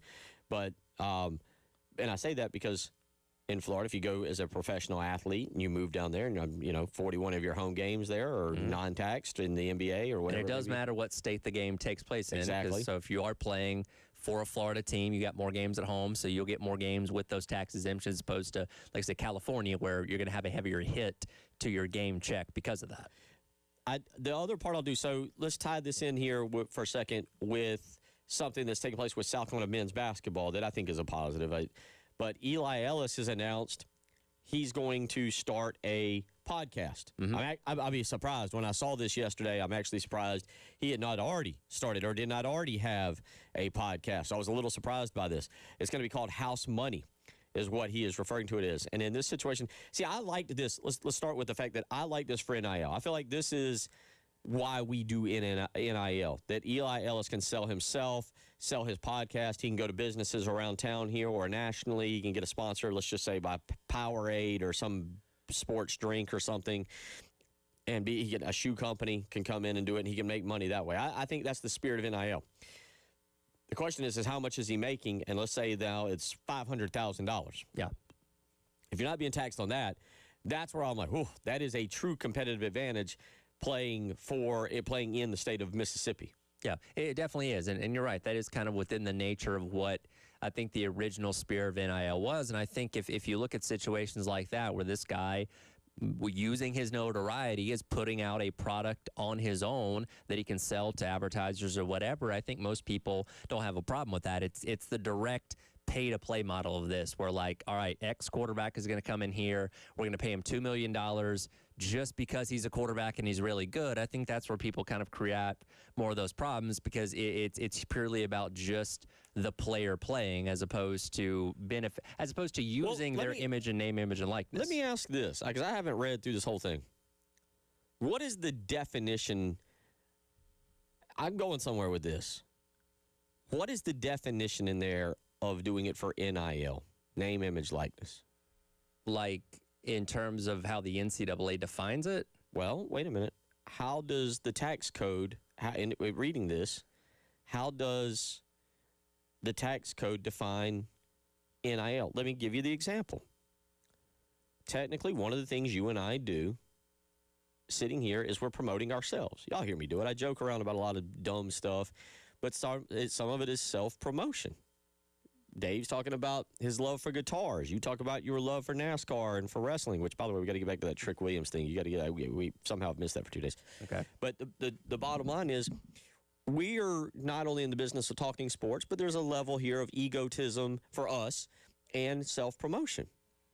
Now, right now, I don't know how to say this properly, but like we're paid employees by Cumulus. But what would stop us from saying, I tell you what, we're going to go out on our own, and we're doing a radio show, which is similar to a podcast, and you can't tax us for what we do now. Why couldn't we do it? Why couldn't? I'm throwing it out there. I see where you're going with it. If I do a podcast, and this goes for any of y'all out there, if you do a podcast, if you decide I'm going to do, a quarter. I'm going to do the quarter podcast or the KT from Lexington podcast, and you go out and you sell sponsorships for your podcast on whatever you want to talk about. You can talk about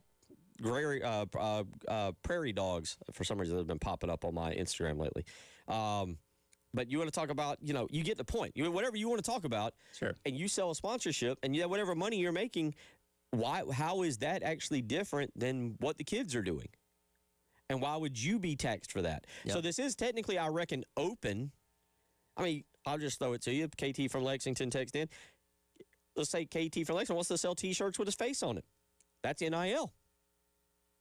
But you see where I'm going with that? I see where you're going with this, but I think and I'd have to get the specifics of how this is worded within this Mississippi bill, but I think it is through the constraints of, like, the college model, universities, and all that kind of stuff, where you're right. Yes, technically, if you went out and started a podcast and sold your sponsorship, you are using your NIL, but that, I don't think it means the same thing for the average person as it does a student athlete, if that makes sense.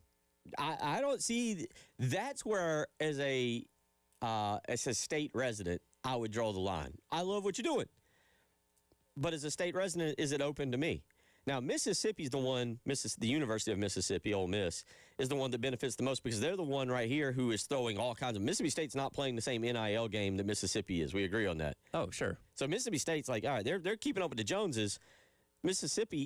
Ole Miss is the Joneses. They are the Joneses. They're the ones throw it, as the guy, I forget who again joined us, $30 million at NIL to make sure that they're landing these transfer portal guys. Now, it does quickly here. The article does say the Mississippi House passed a bill to exclude NIL earnings from the state income tax, which will be eliminated for all residents in about a decade, but the NIL student athletes are getting in on it about 10 years ahead of time. So I guess that's the promise of it's coming for you, but we're giving it to them first.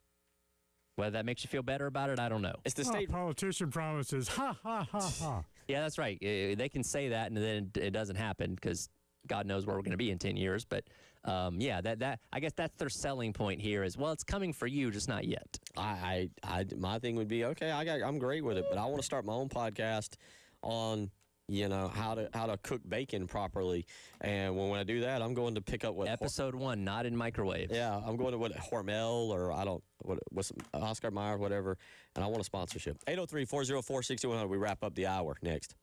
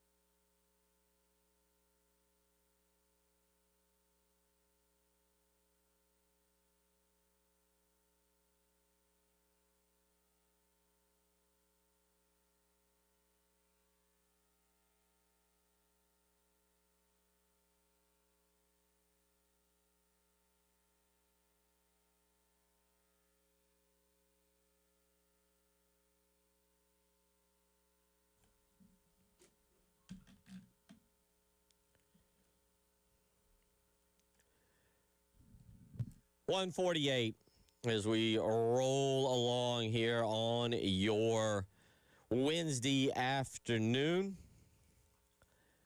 Little baseball talk, Major League Baseball. We are, what are we? I'm trying to do quick math. By the way, let's start with this. I was trying to do a quick math count on the number of days until opening day, but I should say opening day.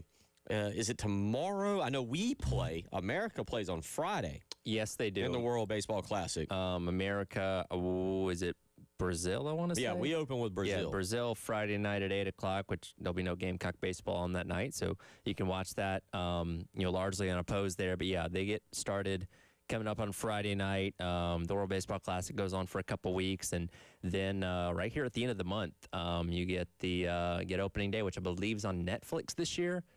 because they're getting into the baseball space. So, yeah, we're fast approaching the start of Major League Baseball season, and depending on who you cheer for, your excitement level varies on that. Yeah, the World Baseball Classic gets going tomorrow and runs through the 17th. Major League Baseball's opening day begins with a special opening night game between the Yankees and the Giants at Oracle Park. And then you'll have the full 14-game opening day slate.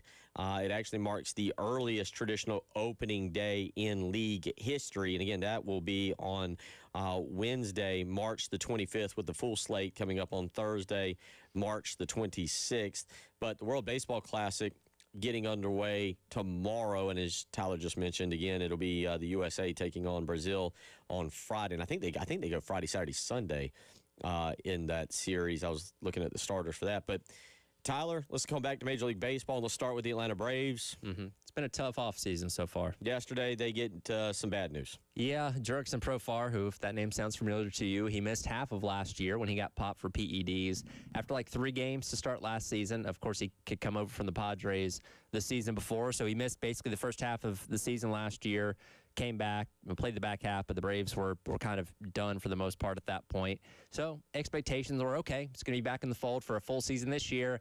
And yesterday we learned he got popped again, and it's been made official. He will miss all 162 games this year. He's not eligible for the postseason if the Braves do make it there. He can't play for Curacao, his home country, in the World Baseball Classic, and he also forfeited $15 million in salary for this year as well. I saw yesterday, I'm interested. You're a Braves fan. I saw yesterday, was it yesterday or Monday? Yesterday. Braves fans burning his jersey. Upset just with everything here. I mean, do you release this guy? And the Braves, by the way, they put out their statement. They're not defending him or saying, hey, No. Something funny happened here. We're going to get all the details and then we'll get back to you. The Braves basically said, we're disappointed in him. Yeah, it was kind of like a copy and paste of the statement they gave last year because it was like 3 games in when he got popped for it a season ago. And look, he's not the first one to get in trouble for this kind of thing. And every guy gives the excuse of, I took this or took that, and I didn't know that it would affect this or show up this way on a test. And okay, I'll give you a pass to a degree the first time around. But if it happens to you once, you should be on pins and needles with every supplement you put in your body, making sure it's not going to show up again, because you lose the benefit of the doubt the second time. And again, now you're gone for the entire year. He's still under contract for 2027, if there is a 2027 season, that is. But yeah, Braves fans are pretty much done with him. I don't know how many went as far as to buy a Jurickson Profar jersey, but yes, I did see some of those people that were burning them, throwing away or whatever, as again, he's kind of use a quote from Don Staley, in reference to injured players. He's kind of dead to the team now because he's not going to help you out at all this season. 803-404-6100. I'll be interested to see what they do. And right now the Braves season is kind of unraveling, and we can't even get to the midway point of spring practice. Your starting shortstop, Kim, is already injured. You've got 2 pitchers on the 2 of your starting pitchers on the 60-day IL to start the season, so no telling when those guys are going to come back. It's been rough. Yeah. It's been rough. Yeah. We'll see. They are looking at a 6-man rotation, and then they've at least sent down Nacho Alvarez for right now and waiting to see if he comes back up to be a full-time member. Probably maybe, what do you think, May, maybe June? Yeah, maybe. Do you keep it kind of going? Seeing how the season goes. So anyway, 803-404-6100. The other Major League Baseball news. I'm all in on this. I want more of this. I will contend baseball ballpark food is absolutely the best thing ever. And it's why I actually want to go and attend more games at different stadiums outside of just Truist Park. The Cardinals are not getting fancy with their feast, mind you, but the St. Louis Cardinals, for $29, you basically have a buffet in front of you of all ballpark foods, regular foods, hot dogs, chicken tenders, nachos, soda. What else was on that list? Nachos, fries, popcorn, peanuts, chips, ice cream. Yeah. Your standard ballpark type of foods. $29. Now, here's my thing, Tyler, on this. I'm a huge fan of being there for the community and the family. Okay. And in this situation, I think it's happening a lot, we're seeing our sports organizations, from college to pro, outprice the middle-level fan to take their family. Yeah. It's one thing for you to go and try and do it. I'm probably going to go down to the PGA, go down to the Players' Championship in a few weeks by myself. I'll probably go hang out. I'm going by myself. I can keep cost Yes. minimal, I can go by the gas station and pick up a hot dog. I love it when universities, when South Carolina did the free hot dogs and popcorn back in December, to what Chance Miller is doing for football games. I love stuff like that. And the Cardinals, I think, are doing something when you have 81 home games that I want to, and I want to see more of from other organizations to get fans. I mean, you're still talking. You are. What, $112 if you've got a family of 4 for food? But tickets? All things considered, it's a good price. Well, let's real quick. Let's just ballpark. What do you think? For the Cardinals, a regular, not a great seat, but just to get in and see a ball game, take the other 3 members, $20 a ticket, roughly. $80 there, $112 for the food. All right, now you're at $192. It's almost a $200 a night trip, and that's without them wanting some kind of souvenir. And that's to see a team that might not be very good anyway. That's my point. So I like it. More organizations do something like this. I think that's actually a good story. Maybe lower the price to $4. Just make it an even 25. Hour 3 on the way.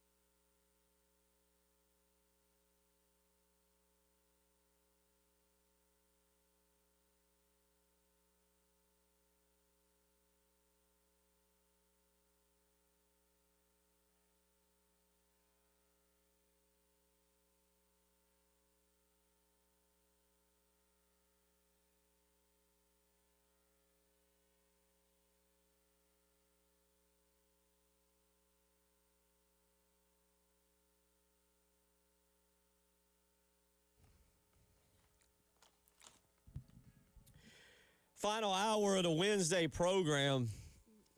Again, a reminder, we are off on Friday. The women's basketball team will be playing their first game of the SEC tournament at noon. We'll have that for you right here on 107.5, the game here in Columbia, so you can catch it there. Right now, Florida up on Mississippi State under the 10-minute mark under the 10-minute mark, under the 8-minute mark in the second quarter of that ball game, and it is, again, 26-15 there on opening day. Opening day for a lot of the women's tournaments across the country. We got Florida, Mississippi State on here, and then over to my left, on ESPN, we have the rivalry known as the Yankees and the Red Sox in a early preseason game. So a lot going on with sports as we crank up the calendar in the month of March. Obviously, March Madness coming up. True March Madness coming up starting tonight, I think. Tonight, I believe, is the first night of any conference tournament for the NCAA tournament, and you got a bunch of really fun tournaments coming up. Tyler, I'll admit, low-key, kind of, what am I saying, secret, Bert Kreischer, secret time. Mm-hmm. Don't get me wrong, I love the SEC tournament. I love the ACC tournament. I will always have a special place in my heart for Madison Square Garden and the Big East, as I choke on some Skittles that I ate during the break. Mm-hmm. But I love these lower tournaments, and I'm actually wrong. Yesterday was the opening with the Patriot League, the Sun Belt, and the Big South. Tonight we've got more ASUN, Big South, Horizon, the NEC, the OVC, the Summit, and the SBC. Do you count the Horizon play-in games the other day? Because they had one on Monday and they had one last night too. Because their bracket is really weird. Yeah, I didn't see one last night, but no, I didn't count the Monday game. Because Cleveland State beat IU Indianapolis, and then, last night the first round began. Yeah, Green Bay beat Purdue Fort Wayne. So, yeah, that's the official start of conference tournaments leading into March Madness. These are awesome. I love these. I'm wildly interested to see what my buddy Bob Ritchie can do up at Furman. I want to see Charleston and Wilmington in the CAA. Winthrop is having a great year in the Big South. I want to see if they can get out of this and we can get another SC is right, another South Carolina team into the tournament. I love these little tournaments that it means something. If you don't win, you don't. There's no more big time basketball for you. I'm right there with you. Now, the SEC tournament I enjoy to agree because it's the conference that we cover and follow every single day. But most of the teams involved in that are already in. Now, a team like South Carolina, LSU, Ole Miss, they go into it, thinking like, okay, we got to run the table to win the thing. And you will get those stories like NC State a couple years ago that are able to do that, and that's a compelling story. But for the most part, the teams involved in the later rounds of those tournaments already know they're in. They're just kind of playing for seeding at that point. But Horizon League, Atlantic Sun, the Big South, whatever mid-major conference you want to throw in there, it's all or nothing for pretty much all of these teams, and that's what makes it compelling. And it also gives you the opportunity to start familiarizing yourself with who could be the Cinderellas of this year, right? I know a lot of people may not have watched St. Louis a whole lot this year, but they've been a big story. They've been ranked inside the top 25. If you haven't watched Miami of Ohio, it gives you an opportunity to check them out before they find their place in the tournament, assuming they're in.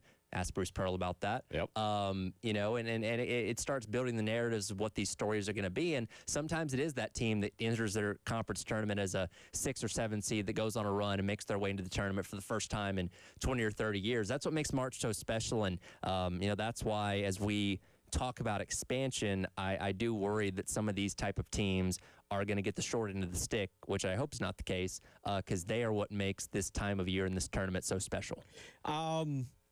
The Miami of Ohio situation, which is actually funny because I don't know. I didn't put 2 and 2 together the other day. My son did. Shows which of the Gunners is smarter.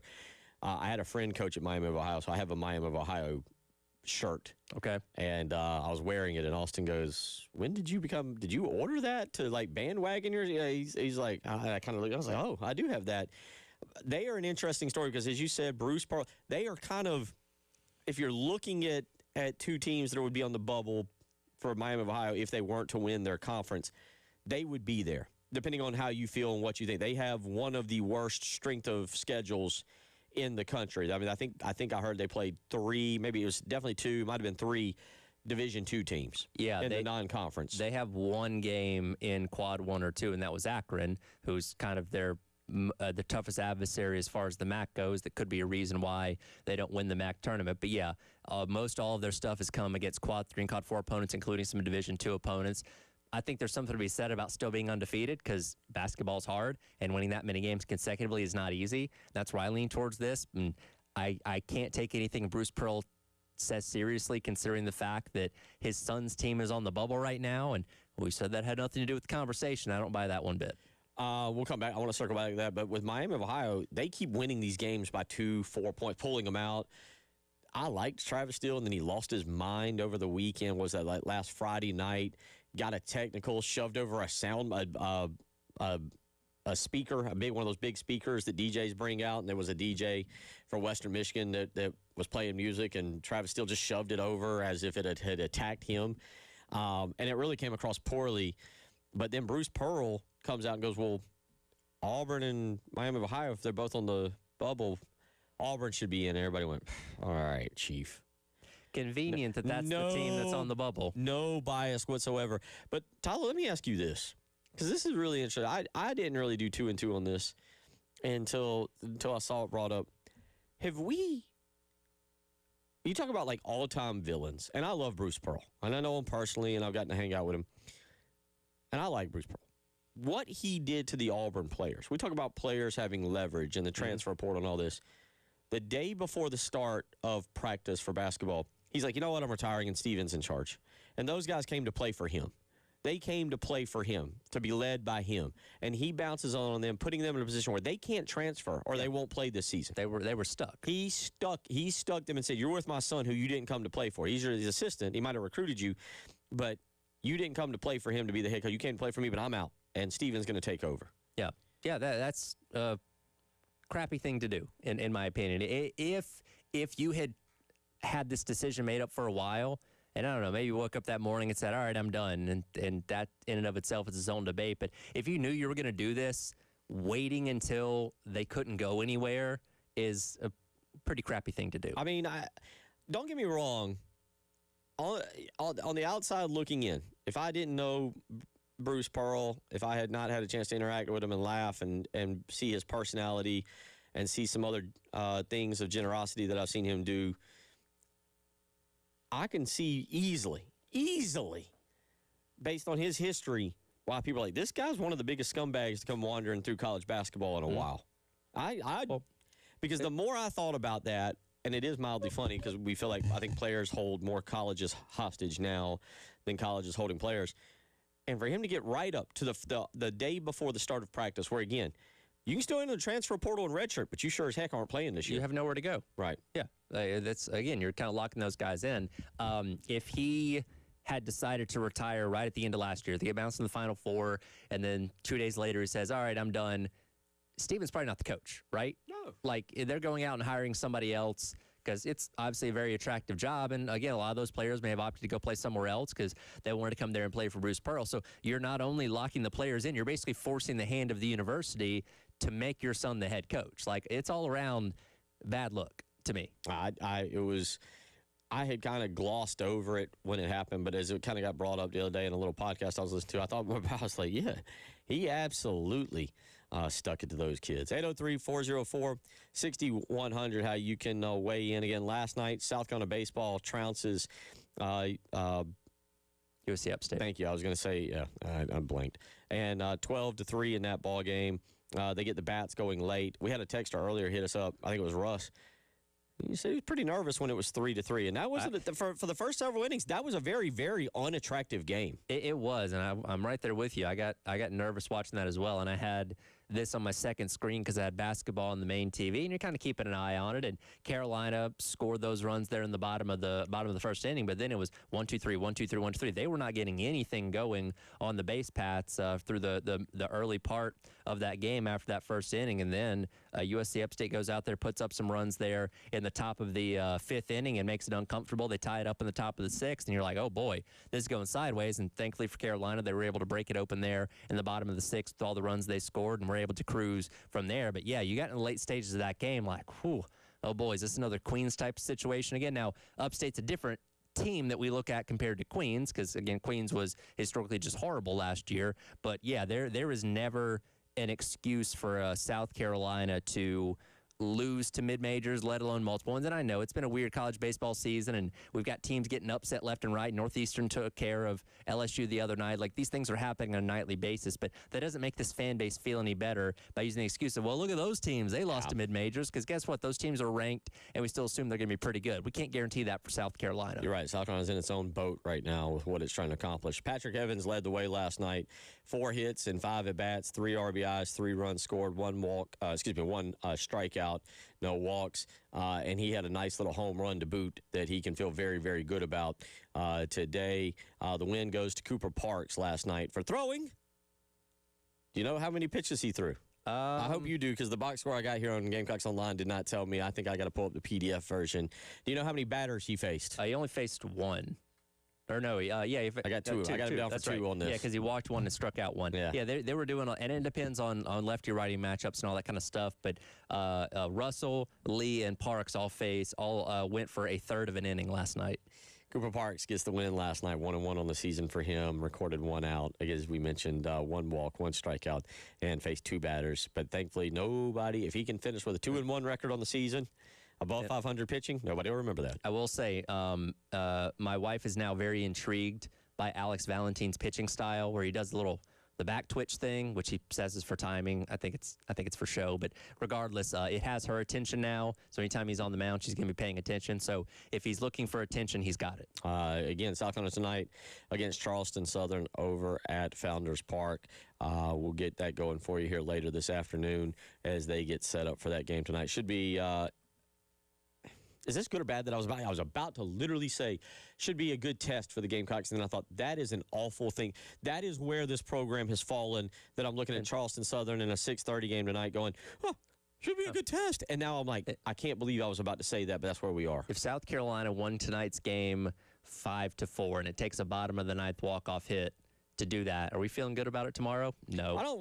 I don't think you feel good about any. I don't know how many would feel good about a 10-0 victory in this particular ball game. I think this is really just as simple as you're just trying to win ball games, almost to have that relief. Like, I'm not even sure winning at this moment is an enjoyment. It's a relief from not having to deal with the consequences of losing. Because, again, going back to our conversation earlier that I appreciate everybody that's weighed in on, to me, I don't think you can do anything in these next 5 games that changes people's opinion of what you are, because their reference point is going to be the Clemson series, where you had one elite pitching performance and you didn't hit the ball well all weekend long. Like, that's going to be people's narrative and idea of this team until proven otherwise against a quality opponent.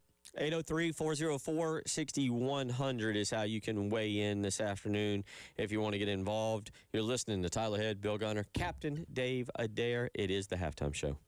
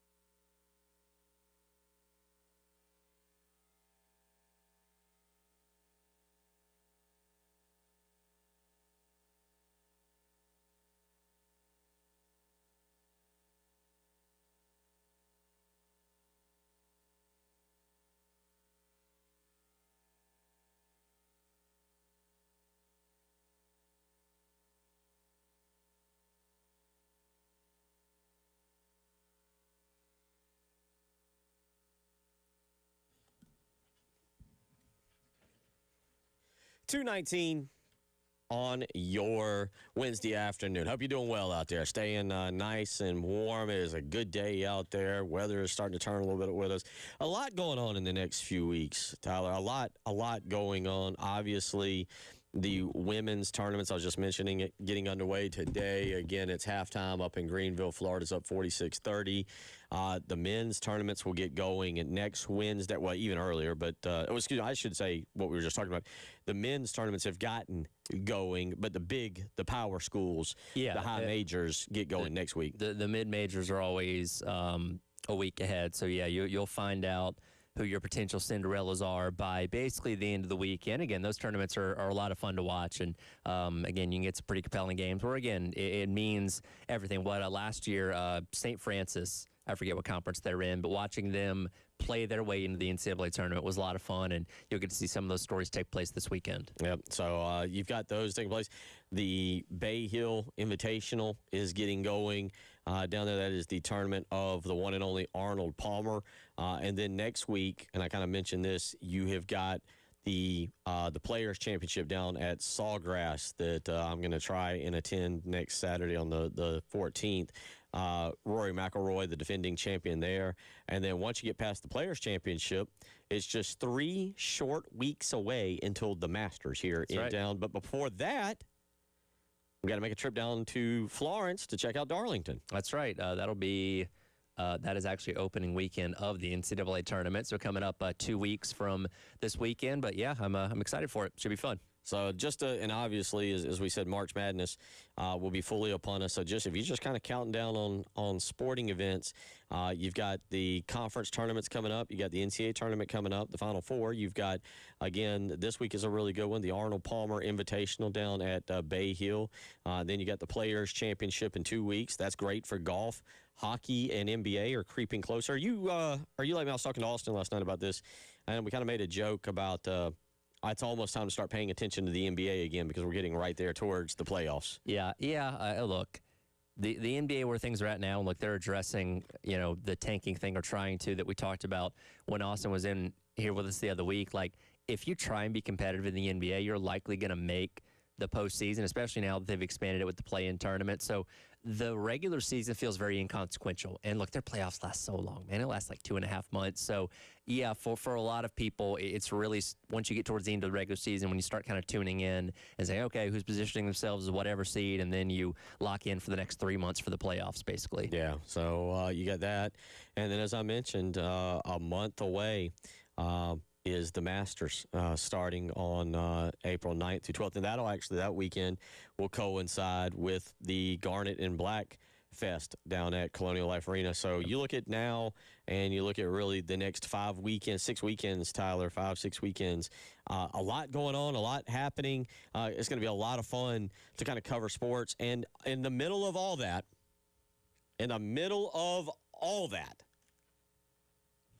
we're going to be watching the South Carolina basketball situation. Last night, 78-59, loss to Tennessee. The 25th time in the Lamont Paris era, South Carolina's lost a game by 15 or more points. I don't know what I hate to do this, but I don't know what the justification for bringing him back is. And last night, if Jeremiah Donati was on the fence and he looked at that crowd and he looked at what is happening to South Carolina basketball and the apathy that is being shown, I don't know how you can justify bringing him back. But if you do, and you tell me if I'm wrong, Tyler, if you do, Jeremiah Donati, has to have a strong sales pitch to your fan base, a strong sales pitch on why you're doing this. Yeah. Again, last year didn't go well for the spring sport or for all the men's sports, but it wasn't to the point for any of them where Jeremiah Donati had to make a decision. This year is different. We've been calling it the year of Jeremiah Donati for a reason, and it starts with men's basketball coming up here within the next handful of days on what you're going to do. And if you're going to keep Lamont Paris, as you mentioned a little bit earlier, honestly, you could put that statement out Saturday after the game against Ole Miss, whether they win that game or not, or Monday or Tuesday heading in to Nashville. So it's kind of over and done with, because as of right now, we're still left to speculate. Obviously, if you're going to fire him, you would wait until after you're done at the SEC tournament next week in Nashville to kind of make that, public. But the question we keep asking ourselves is his mind already made up? And again, we read things from Matt Norlander and Pete Nakos and all these other national people that cover the sport very closely. When they say something, we do take it to heart, because their sources are reliable. But we don't know how much of a lean it is towards Paris staying, because that's kind of the dominant narrative as of right now. And could the lack of support and lack of showing up last night by the fans do anything to push him in the other direction? We'll have to see. I'll be interested. On paper, and of course we all know that this could change drastically with the transfer portal. Right now, you would be due to get back Jordan Butler and Chris Sandico. Yes. All right, that's two of your big guys. You're due to Sandico is a redshirt junior. Butler is a regular junior. You would be due to get back your freshman class of E.J. Walker, Abu Yarma. You would get back, obviously, Grant Polk, Eli Ellis. What strides can Eli Ellis make? And then, of course, you'd also get back Hayden Asimian. What role can Cam Scott play? Forget about him on this team. These are the kind of questions. And so I feel like if you're going to bring him back, go ahead and make the announcement. Take the pressure off him. Take the speculation off us. We'll stop the conversation immediately. Take the speculation off the fan base and say he's coming back. Yeah, and again, there will be plenty of angry phone calls and angry text messages that we'll deal with accordingly, when and if that does happen. But at that point, we would know, right? Because, again, we've been speculating for the better part of the past couple weeks on which way he's going to lean. And, again, the indication does seem to lean towards Lamont Paris coming back. But, again, I don't know how far he's tipped in one way or the other, and if anything that happens over the course of the next couple days can change that. But, again, going back to the point of last night, where if you haven't seen it, Jack Veltri, who was covering the game last night for senior night, has a very damning photo of where the fan base is with this team, because there was nobody. If you look at the time step on that photo, it was 5:48. That game tipped off at 6 o'clock. Sure, there were a couple people that probably trickled in those last couple of minutes, but not enough to really make that look a whole lot different. You basically played in front of nobody last night, and that was a senior night. That was on senior night too, where you thought maybe a few more people might want to be there to see Meechie Johnson for the last time or something along those lines, or see Devin Downey get honored last night. And give them credit, they did actually put out a tweet beforehand saying that was going to happen. So we've been critical of them not doing that kind of stuff. It's not. Hold on now. It's not that they haven't done. They put stuff out. When did they put that tweet out? It was a couple hours before. So that doesn't help. And also the optics of it doing that in front of an empty arena. It's like, okay, maybe you could have saved this for later down the road. Well, and let me stop you right there, because that's the one. When did you plan this? Good question. And I don't know what Devin's life schedule is, and I don't know if Devin got back to them like, hey, and that's where, quite frankly, just save it till next year. Yeah. Did you plan this back in December, where now schedules have been set? But if you did, why didn't you tell us Devin Downey recognition night? Right. Yeah. So again, there were things that could have brought people into the door that ultimately didn't. And again, you're able to vote with your attendance in a lot of ways, and we saw that unfortunately last night with both basketball and baseball, because Founders Park, on what was a pretty good night weather-wise, was effectively dead as well. 803-404-6100. Football got underway today. That's right. Spring practice. We'll talk a little bit about that when we come back. You're listening to the Halftime Show.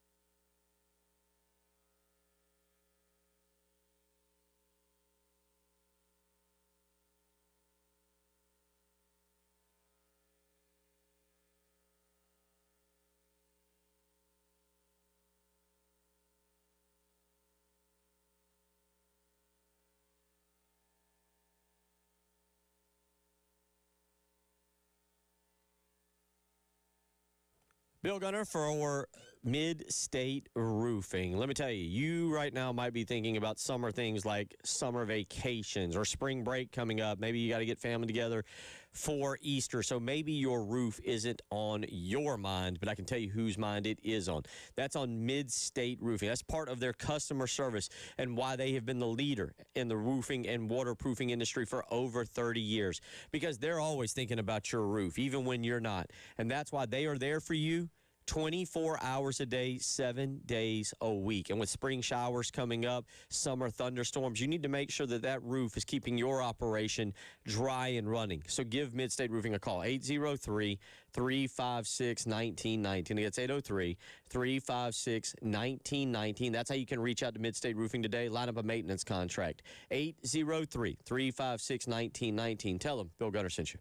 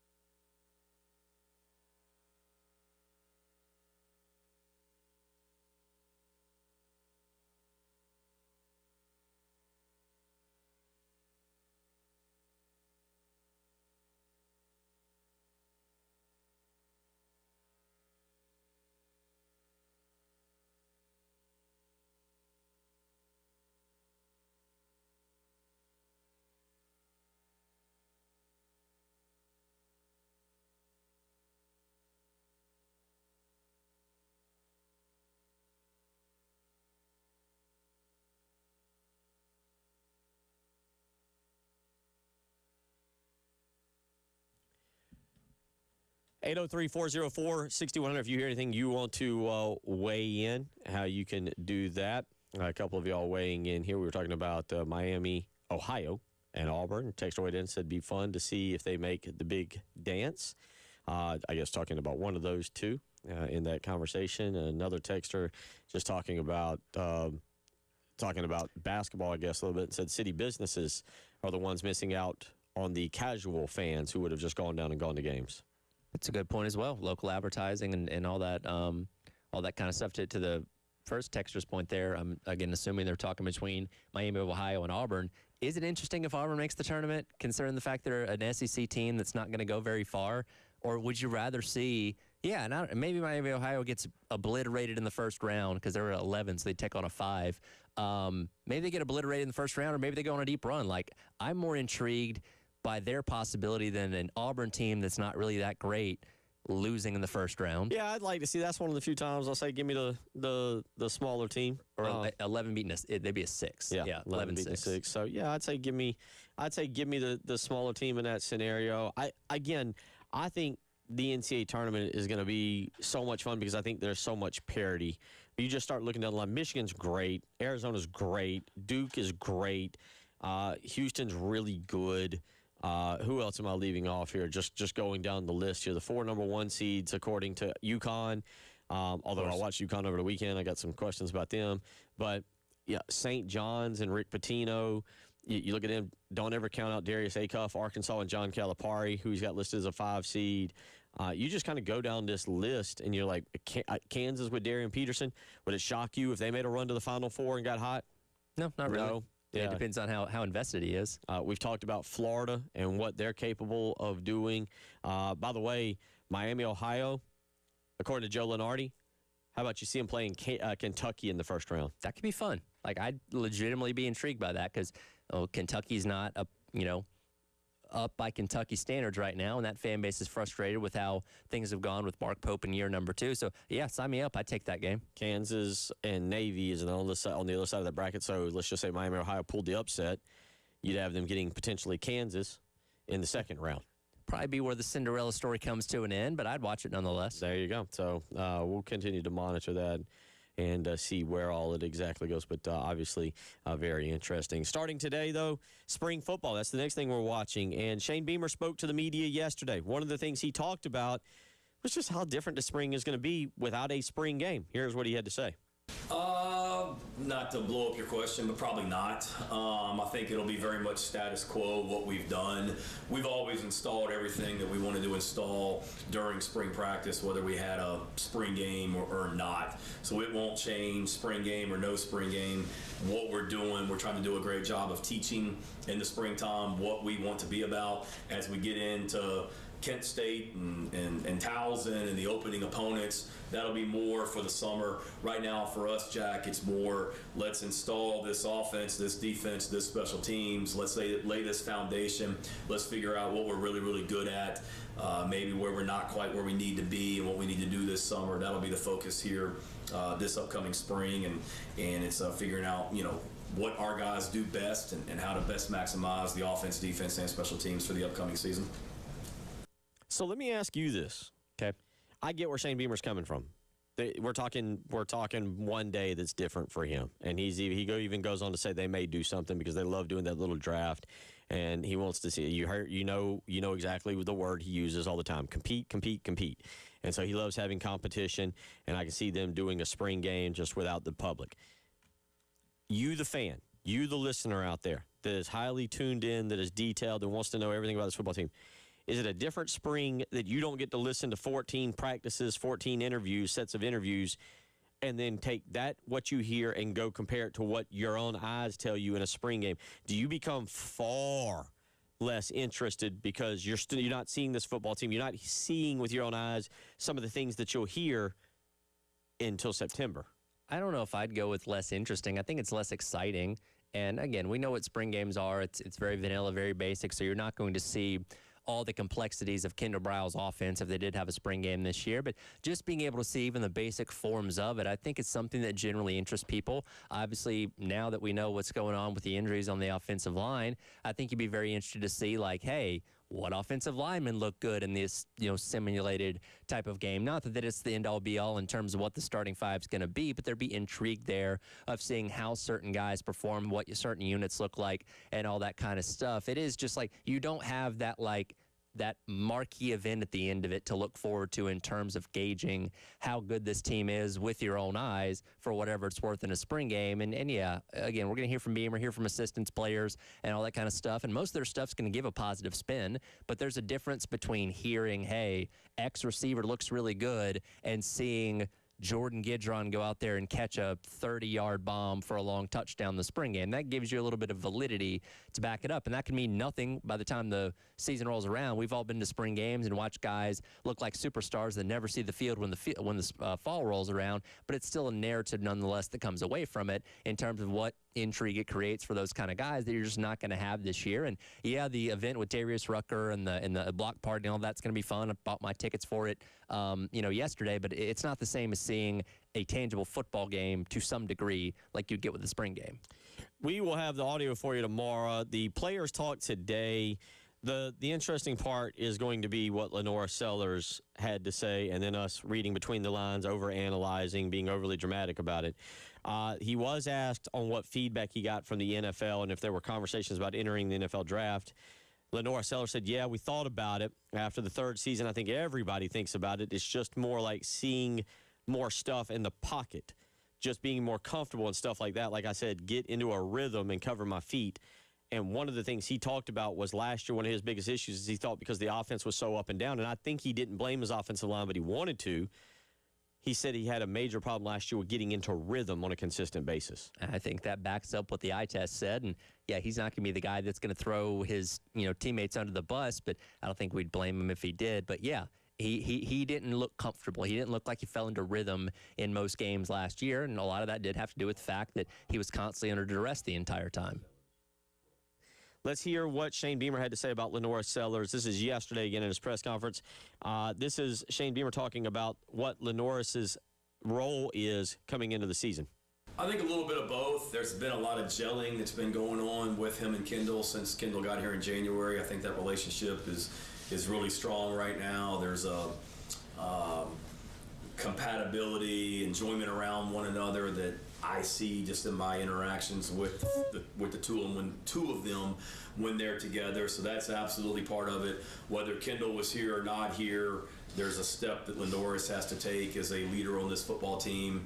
I've seen that and seen him grow, along with a lot of other guys that maybe weren't in major leadership roles last season that are in leadership roles now, and they've embraced that. So I think it's kind of exciting seeing it all come together, and now we really got a chance over these next 15 practices to hit the gas pedal and increase the intentionality of what we're doing. Lenoris is a leader, and Kendall and all the quarterbacks' relationships.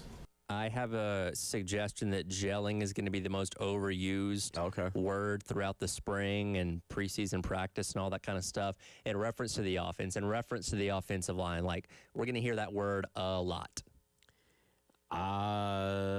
Just glancing. There's Lenoris. You get to cut the audio tonight, but I was looking. There looked like there was a common theme word there about getting around the players a little bit more. And what was kind of said. We'll let you listen to that tonight and see what word stands out to you. Before we wrap up this segment, I'll tell you what, just for the sake of you hearing it, Dave, let's play. This is going to be clip number, I want to try and get to both if we can, but I may have to play the last one in the last segment. This is going to be clip number 9. This is Shane Beamer yesterday. Obviously, we, the fans, the media, learned about the Josiah Thompson injury yesterday. Here's Shane Beamer talking about when they knew.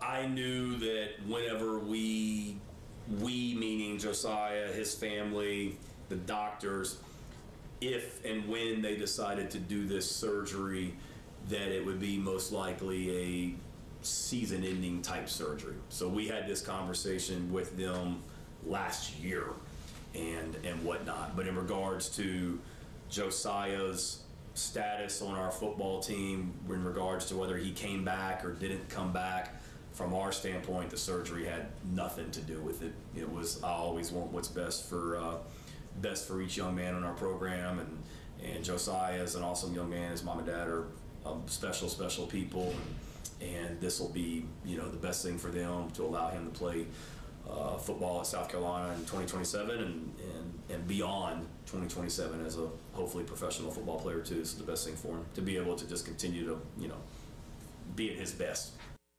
So there you go. So that whatever the injury was, he was able to play through it, it sounds like, last year. But for him to grow as a player, they've got to get whatever this is fixed. And when we come back, we'll let you hear details on Thompson's injury and see if we can be overly dramatic and figure it out as fake doctors, kind of like scrubs here on the program. You're listening to the Halftime Show.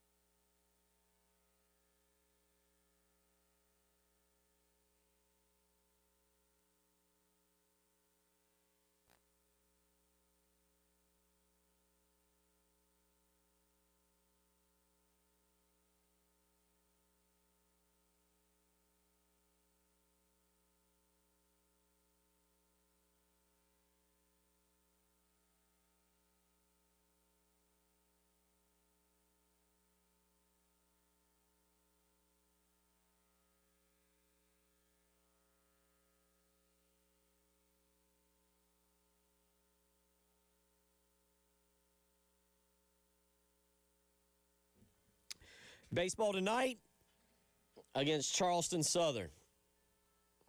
Is there anything South Carolina can do in tonight's game that leads you to believe they're playing better? And we backed it all the way out to the 3 games against Princeton, the next game next week against the Citadel down in Charleston. But last night, 12-3, it's a good start. I mean, and I'm with one person. I think they're right about the only thing you can do is just beat them as bad. Like minimal runs given up, whole bunch of runs scored. Yeah, it's kind of one of those things like if you're, parents were the type that when you got straight A's, you were expecting a reward, and they're like, oh, that's what you're supposed to do. Like, yeah, you're supposed to run rule USC Upstate. You're supposed to beat Charleston Southern soundly, Princeton, the Citadel. To me, the only thing that can change, the only thing the fan base can do in the next week and a half is feel worse. I don't think you can do anything against these teams that's going to make you feel better because the Clemson series is not that far in the rearview mirror, and they're going to continue to reference like, yeah, it's great that, you put up 15 runs against Charleston Southern. You only had 4 hits per game against Clemson. Like, that's not something people are going to forget. And so you go out there and do it against a quality opponent like Florida, Arkansas, Georgia, coming up in conference play here in a couple weeks. Yesterday, Shane Beamer talked. We were going to break there, and I was able to get that piece in with Josiah Thompson. As it pertains to when his injury was known. Now, we're still trying to get just a few comments or try to have an understanding of what the injury is. This isn't really going to help a lot, but here is what Shane Beamer mentioned yesterday pertaining to the details of the actual injury. Yeah, not really. I don't want to stand up here and tell you something and sound like an idiot in regards to where it stems from and things like that. And then in regards to specifically what it is, I just say, lower body injury and keep it at that, and whatever he or family or anybody else want to elaborate on. It's nothing long term beyond the upcoming season, and disappointed for him, but in order for him to be at his best, it's what needed to happen. He just had some limitations in the weight room because of it that was preventing him from probably being as strong in the lower body as he needs to be, and in order to continue to gain weight and be the player that he wants to be, this will be a thing that will alleviate some of that, that will allow him to take another step as a player. And again, I know it's, oh my God, Pete got hurt playing basketball, and there's Josiah, who the heck's going to play left tackle. We'll be fine. We got a lot of really good players in that offensive line room, and Pete will be back healthy, and when Josiah gets back, he'll be the best version of himself that he's been in his career also. There you go. Yeah, and we still don't know how long over the course of last year he was dealing with this. If it was something that persisted throughout the entire season, there's an explanation to why he didn't have a great season overall. And, talking about the strength and all that kind of stuff, he looked weaker last year. He was getting shoved around by tons of edge guys in the SEC, and that might be the reason why. Again, it sounds like for however long it was, tried to play through it. Again, it seems like it's in his best interest to go ahead and get this procedure done and, focus on 2027 and, being back for that. And we'll see how that recovery goes. That's a long timetable to project things out that far. But Beamer's right. They did bring in a lot of offensive linemen in the portal, many of them versatile at multiple spots. So they're good for now. I will say your margin for error has waned a little bit because you have, for now, lost two guys for at least the entire preseason, to where you have 2 or 3 more injuries on the offensive line, then we're getting into trouble area. But for now, you're good. For now, you just hope that it stops here. We'll talk more about it. Obviously, we'll kind of continue to monitor it. We'll have a little bit of Lenora Sellers audio from today that we will play back tomorrow and just kind of get into that a little bit. Also, you did have other players that spoke today, but I can't tell you that there was anything overly exciting or interesting as to what was said. But Lenoris did speak, and we'll get some words from him, excuse me, to hear what precisely was said. Last night, I went down a path. I will say I went to Mount Horeb Church, and I watched Rich Veladis speak, and he was fantastic. And then I came back home, and I watched a really good basketball game between North Carolina and Clemson. That was actually a really good one. And then, Tyler, you were right again. Tiger Woods' TGL team took to the podium. It was a win or go home. Now, I haven't seen the speculation and the conspiracy theories just yet, Tyler, because virtual golf is a little bit of a different animal than, say, regular golf, right? Maybe virtual golf can be, manipulated. Just a tad. Tiger Woods' team was down 1 point. The way they play these TGLs, you get a point for winning the hole, so forth and so on. They were down 1 point to the Bay Links golf team. And last night, down 1, game pretty much on the line. They throw what's called the hammer, which makes the hole worth 2 points. Old Tom Kim steps to the tee box and knocks himself a true hole-in-one on a par 3. Tiger Woods' team is in the playoffs, folks, of the TGL. If you're not excited about that, you're just cold-blooded. You just don't have it in you to get fired up for any American sport. I love a good tinfoil hat conspiracy. Do we know how much you can manipulate a golf simulator live in action? I mean, is there something that can pull the ball towards the hole better? Because that is, if you're a conspiracy theorist, that is very suspicious. I'm sure. Listen, we can manipulate just about anything. I'm pretty sure if we're talking, it's not I don't want to use, I'm going to use, I was about to use the word video game, and it's not a true video game.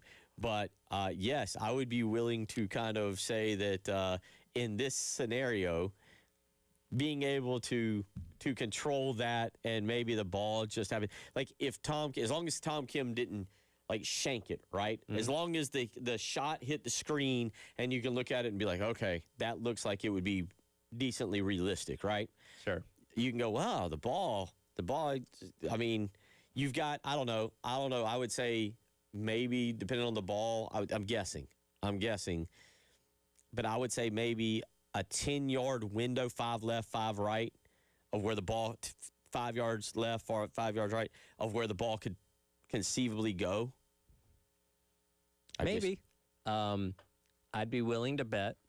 Yeah, I'm sure there's a Reddit subreddit for TGL or just golf in general where somebody's probably gone down the rabbit hole of figuring out if this is possible and maybe highlighting other suspicious shots for Tiger Woods' team. But who doesn't love a conspiracy, right? But you know what? Going back to our original point, Tiger moves the needle.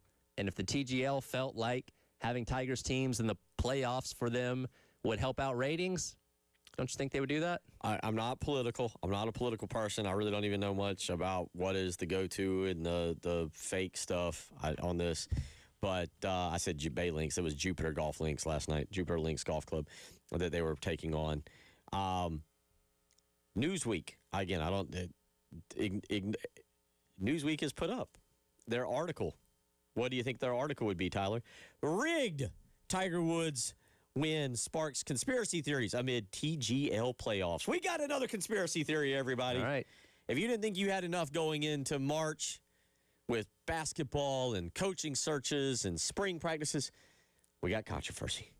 Love it. All right, we're back tomorrow. Chris Deering will join us. Doug Turnbull will join us. Captain David Darrell will lead us. It's the Halftime Show.